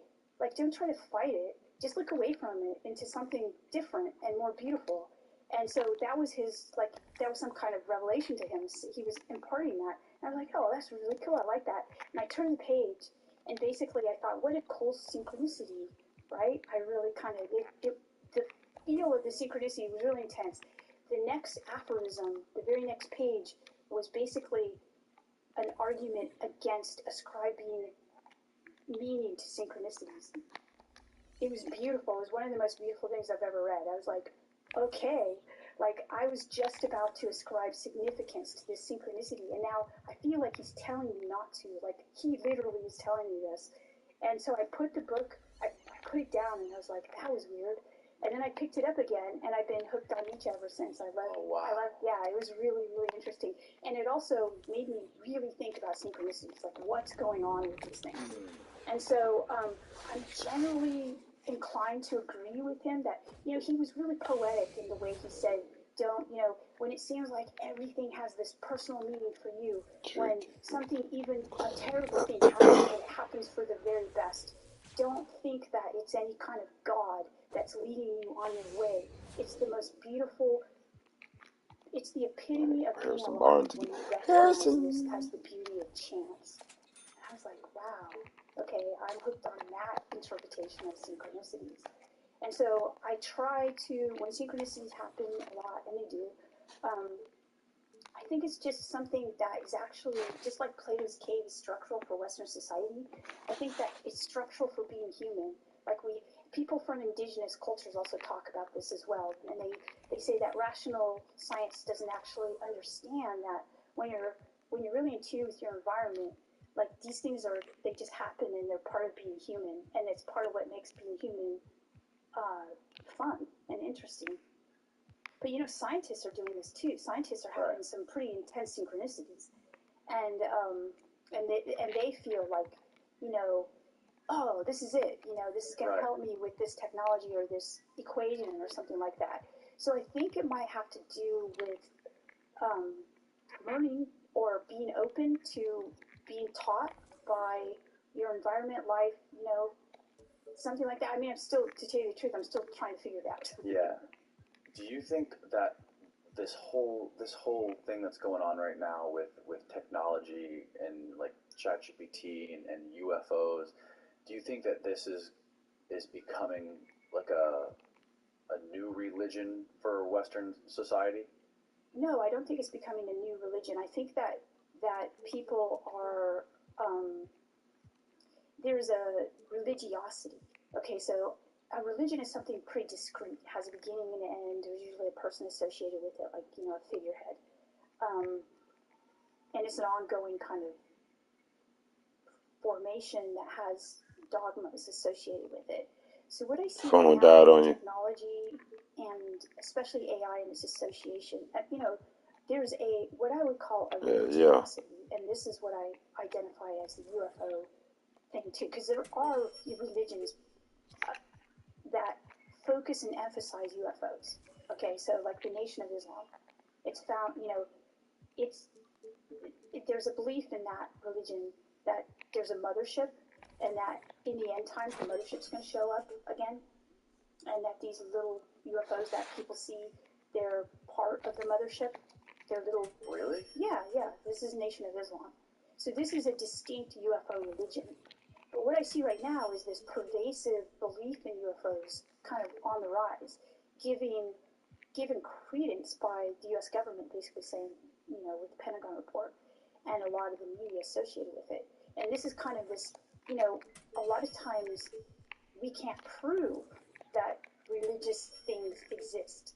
We base it on testimony, and that's very similar to what happens with UFOs, with testimony and things like that. So I see this kind of as an effect of technology, the decentralization of religion. That's what I think is happening. What do you think of the whole Bob Lazar story? Okay, so I can't say I believe it or disbelieve it. There's so much about it out there. Obviously, he himself has been discredited by a lot of people. I know people in the Invisible College who think it's not true, but I also know people who are even more associated with some programs that interface with the phenomena and do work in that regard, are super scientific. And you mean people that do back engineering stuff? Well, they say they do. I can't say whether they do or not. I don't know, but they claim to. Okay. And they believe him, and they say that They believe him? Yeah, and they say that they believe that, they've said that he's, now this is stuff I can't confirm though, Danny, so, okay. So, but they say, so it's really confusing to me too, just like for everyone else. But one piece of information that I think isn't out there is that what they said was that if this information is going to come out, it's not going to come out through someone with a PhD telling you this. It's going to come out through these people who can be completely discredited if needed to be. The thing about him is, if he is this incredible whistleblower, blowing the whistle on one of the government's most secret programs in the history of the government, right?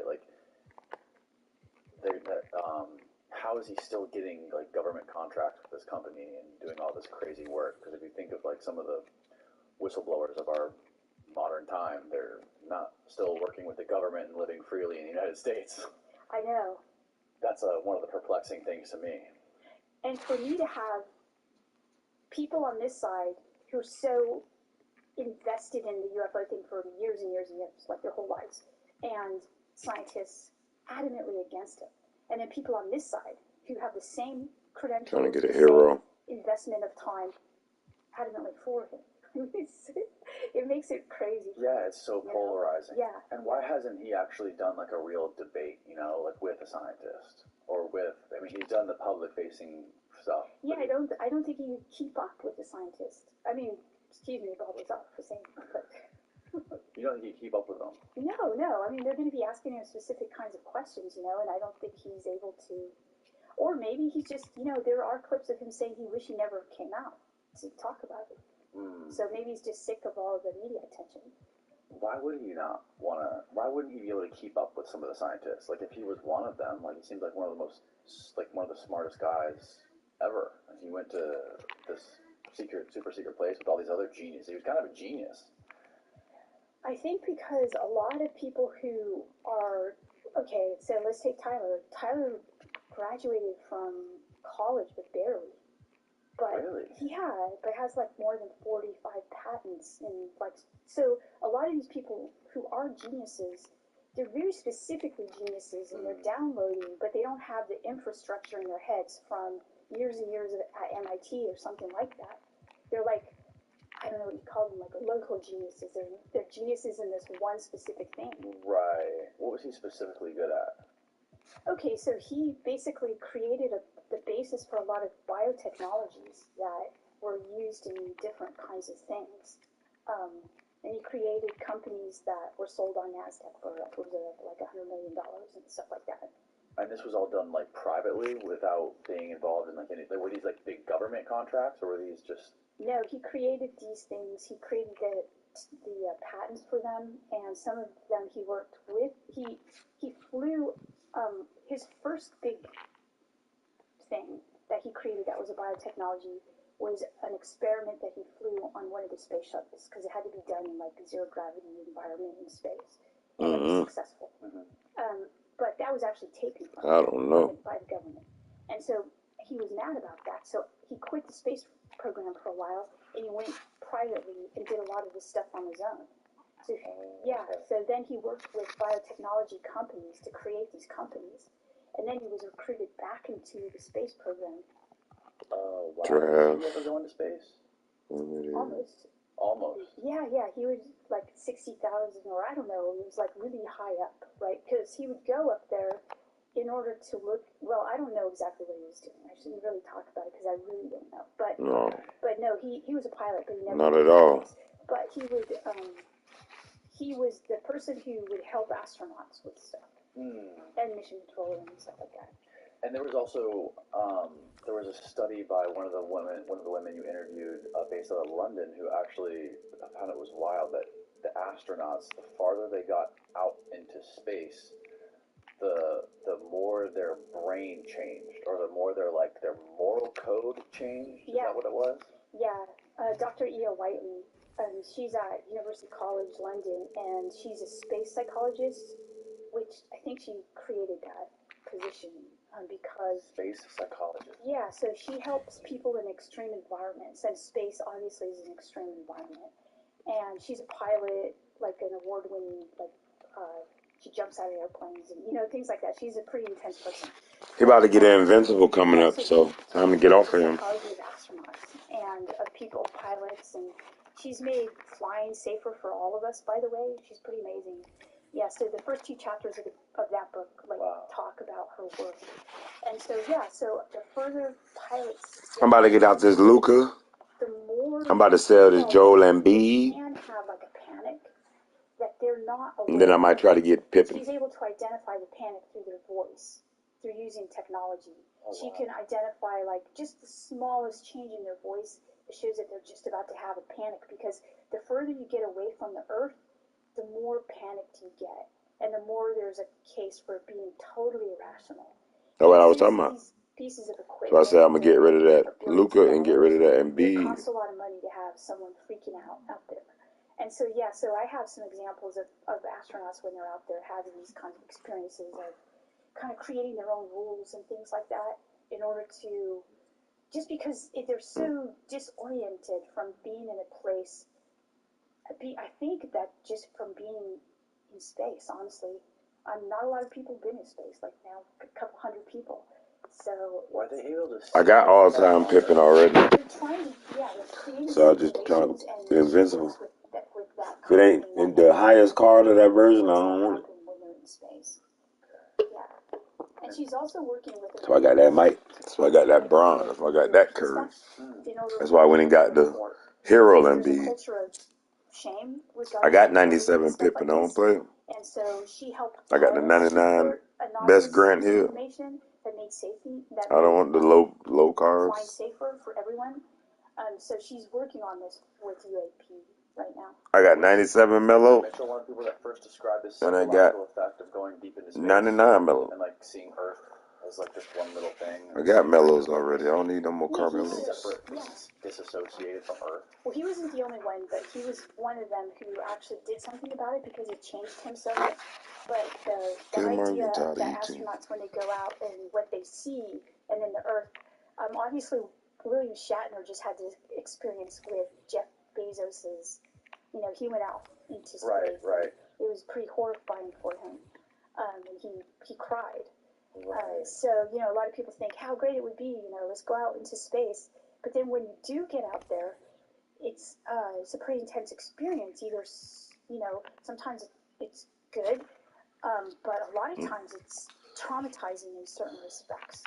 It's a funny thing to think about, the fact that these people change so much, like the deeper they get or the farther they get from Earth, and it makes me think about like how different are the moral portrayals of another like species or another sort of being. Yeah, you think about that. So remember some of the old novels about people stranded on islands, like desert islands, and how they form their own moral code and society. Lord of the Flies. Yeah. So in a sense, what Dr. Wiley's doing is she's looking at Lord of the Flies in space. Wow. Yeah. That's fascinating. Have you ever heard the stories of some of those uncontacted tribes? My friend Paul Roseley, who I was telling you about, wrote that Mother of God book in the Amazon. There's some uncontacted tribes in the Amazon too. And whenever they come across other human beings, they literally all they try to do is kill them. They know they're humans, but they're like an evil presence to them, which is bizarre. Well, I guess it's kind of true in the sense that if they're dying from the diseases that are brought, so it's a bad thing. Mm-hmm. But it just blows my mind to think that there's still uncontacted tribes that are on this earth. Another thing I wanted to ask you: Are you familiar with John Marco Allegro? It sounds very familiar. He was a linguist, and he deciphered a bunch of the ancient texts and the Dead Sea Scrolls. And he spent 20 years of his life going over the Dead Sea Scrolls and sort of deciphering the language. I would actually know this person. Oh, yes, okay. The sacred mushroom? Yeah, that's one, that is a, I know about that, yeah. So that's a, Where did God come from? What do Bible stories really tell us? Who or what was Jesus Christ? This book challenges everything we think we know about can you zoom in a little bit more? About the nature of religion, the ancient fertility cult, rites and symbols, the sacred mushroom as the emblem and embodiment of divinity, the secret meaning of biblical myths, the language of religion that links us to our ancestors, the sacred mushroom and the cross sets out John Allegro's quest through a family tree of languages to find truth about where Christianity came from. So you never heard of this guy, but you've heard of that idea, I'm sure. No, I know about this book, yeah. Oh, okay. Yeah, and I know about this idea. I'm fascinated to hear what your thoughts are on that. Okay, so it is the truth that a lot of religions incorporate, either mushrooms or peyote or some type of, plant medicine into their rituals. But if you look at Christianity and how it developed, like the first and second centuries, you don't actually, if you're going to see some of those rituals and rites, they're going to be imported from the Hellenistic denominations of Christianity. You don't actually see Jesus doing this. He's actually mostly, he looks like he's part of a group of Christians that are affiliated with John the Baptist, who are, against Rome and, doing fasts and mystical practices. So it depends on which version. Christianity has different branches that branch off of it. So I'm not discounting that for certain branches, but you're not going to see it in the Jesus movement, Christianity. Okay. I don't believe it, at least. There's the other book by Brian Marescu. Yeah. The Immortality Key. Yeah. And so, he does a good job of looking at these kinds of elements as well. There are a lot of religions that incorporate plants into plant medicine, especially ayahuasca. Yeah. And that's just kind of how it is in normative. Rituals are meant to shift your consciousness. So, this is nothing that's surprising to people who study religion. I guess it would be surprising to a lot of people who practice religion in the normal way, and kind of go to church and do this kind of thing. They're not thinking about imbibing any kind of entheogen, and having these, these experiences. But I think that's accurate. It seems like there's a lot of stories that could have a close connection to psychedelic experiences, right? Like the burning bush, or even the Ezekiel's wheel. There's a lot of things people ascribe to hallucinations or like psychedelic experiences, but it sounds like that could also be similar to what you're talking about with Tyler and this spiritual network. I think so. So with Ezekiel's reel, that's called the Merkaba tradition. It's a whole historical, mystical lineage that goes to ancient Judaism and goes through, some would say, even Christianity. And it's this idea that, what was going on with Ezekiel, well, he was having experiences with these angelic beings that were often terrifying, but really fascinating, and would impart this, transmit this intense Gnostic wisdom to him. And that this was the Merkaba tradition. And, some would say John the Baptist was doing that, and then Jesus was doing that, and then even the Apostle Paul had his own experiences with this. So these are experiences that I'm very interested in, but I don't affiliate them with psilocybin or anything like that. I think that they're actually having these experiences, and they're not taking hallucinogens. They're interacting with whatever it is that Teresa of Avila interacted with, or Teresa of Avila, jumping around a little bit right now, but it's all connected. Teresa talks about like bilocation, or there's a connection with her and New Mexico. Okay, that's a Spanish nun also. Oh, someone. Yeah, in the next century. And she's having, so you'll know about her actually in the southern United States. If you go there, there are actually churches dedicated to her, because there's the belief that she was bilocating to the New World, near New Mexico, and in the Southwest. And she's called the Lady in Blue. So if you Google the Lady in Blue, you'll get all kinds of stuff about her. And so she was basically believed that she was catechizing, which was basically teaching the gospel to indigenous Americans in the Southwest. And when some of the Spanish missionaries and people who are basically coming to colonize this part of the what was then for Spain, for indigenous people was their place. It was where they lived. When they would come, some of the missionaries were bringing Spanish Catholicism, and the native people knew it already. And they said, "How did you learn about this?" And they said, "Through this Lady in Blue." Wow. Yeah, and so, and then when those same missionaries went back to Spain, they heard about her, and so they asked if they could meet her, and she was a cloistered nun, and she described her experiences of coming here, and she described the foliage and the people that she met, and that type of thing. So what was going on? How is that possible? Well, yeah. So, okay, so there's a lot of there's a lot written about it, and I don't know. But I do know that she wrote, one of her first books was a cosmology, and then some people, you can reduce this to just fake, right? Yeah. That just didn't happen the way they said it happened. But I've talked to people who are indigenous Americans who live in that area and believe absolutely in her. So it's a thriving belief. I'm not going to discount it. Right.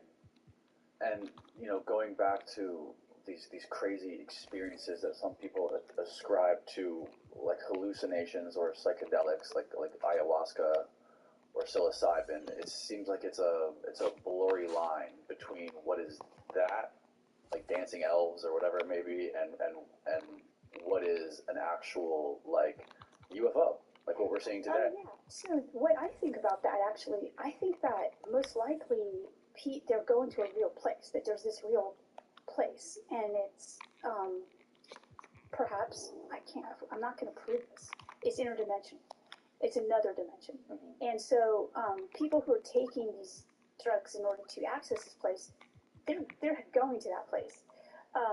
And people who are doing the protocols are going there too. They're just doing it in a different way. Do you think it's the same place? I kind of think that. Really? Yeah. What makes you think it's the same place? This is totally non-professor talk. This is That's just fine. This is what I think. Okay, right. So yeah, I've met too many people that have that have reported similar things, and almost identical things. Really? Yeah.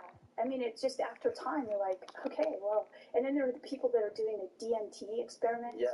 You know? Yeah, so I think, I don't know. I mean, I think that it's really interesting, but they report like little elves, or like they report geometrical patterns and shapes, and a lot of them they take this stuff and they experience the same exact thing. Yeah, that's right. I was able to, I don't know if you know who Alex Gray is. Oh, yeah. Yeah, okay. So I was at a really small conference with he and his wife Alison, and they were explaining what their process of, doing their art. And they would, they would take ayahuasca, and we didn't talk to each other, but they would have the exact same vision, and then would paint it. And really? Yeah. So that was when I first started to really consider, wow, what's going on here? So is there a way that these things can come into our reality? And do you think there's comparing these DMT experiences and the stuff that Alex Gray and his wife were experiencing in painting, do you see any, telltale signs that connect this to some of this biblical stuff? The biblical stuff. So, listen, the biblical stuff is filled with people who are having kinds of experiences that are incredible, right? So, you have people, and they're interpreting it through a religious lens, because that was the framework that they had.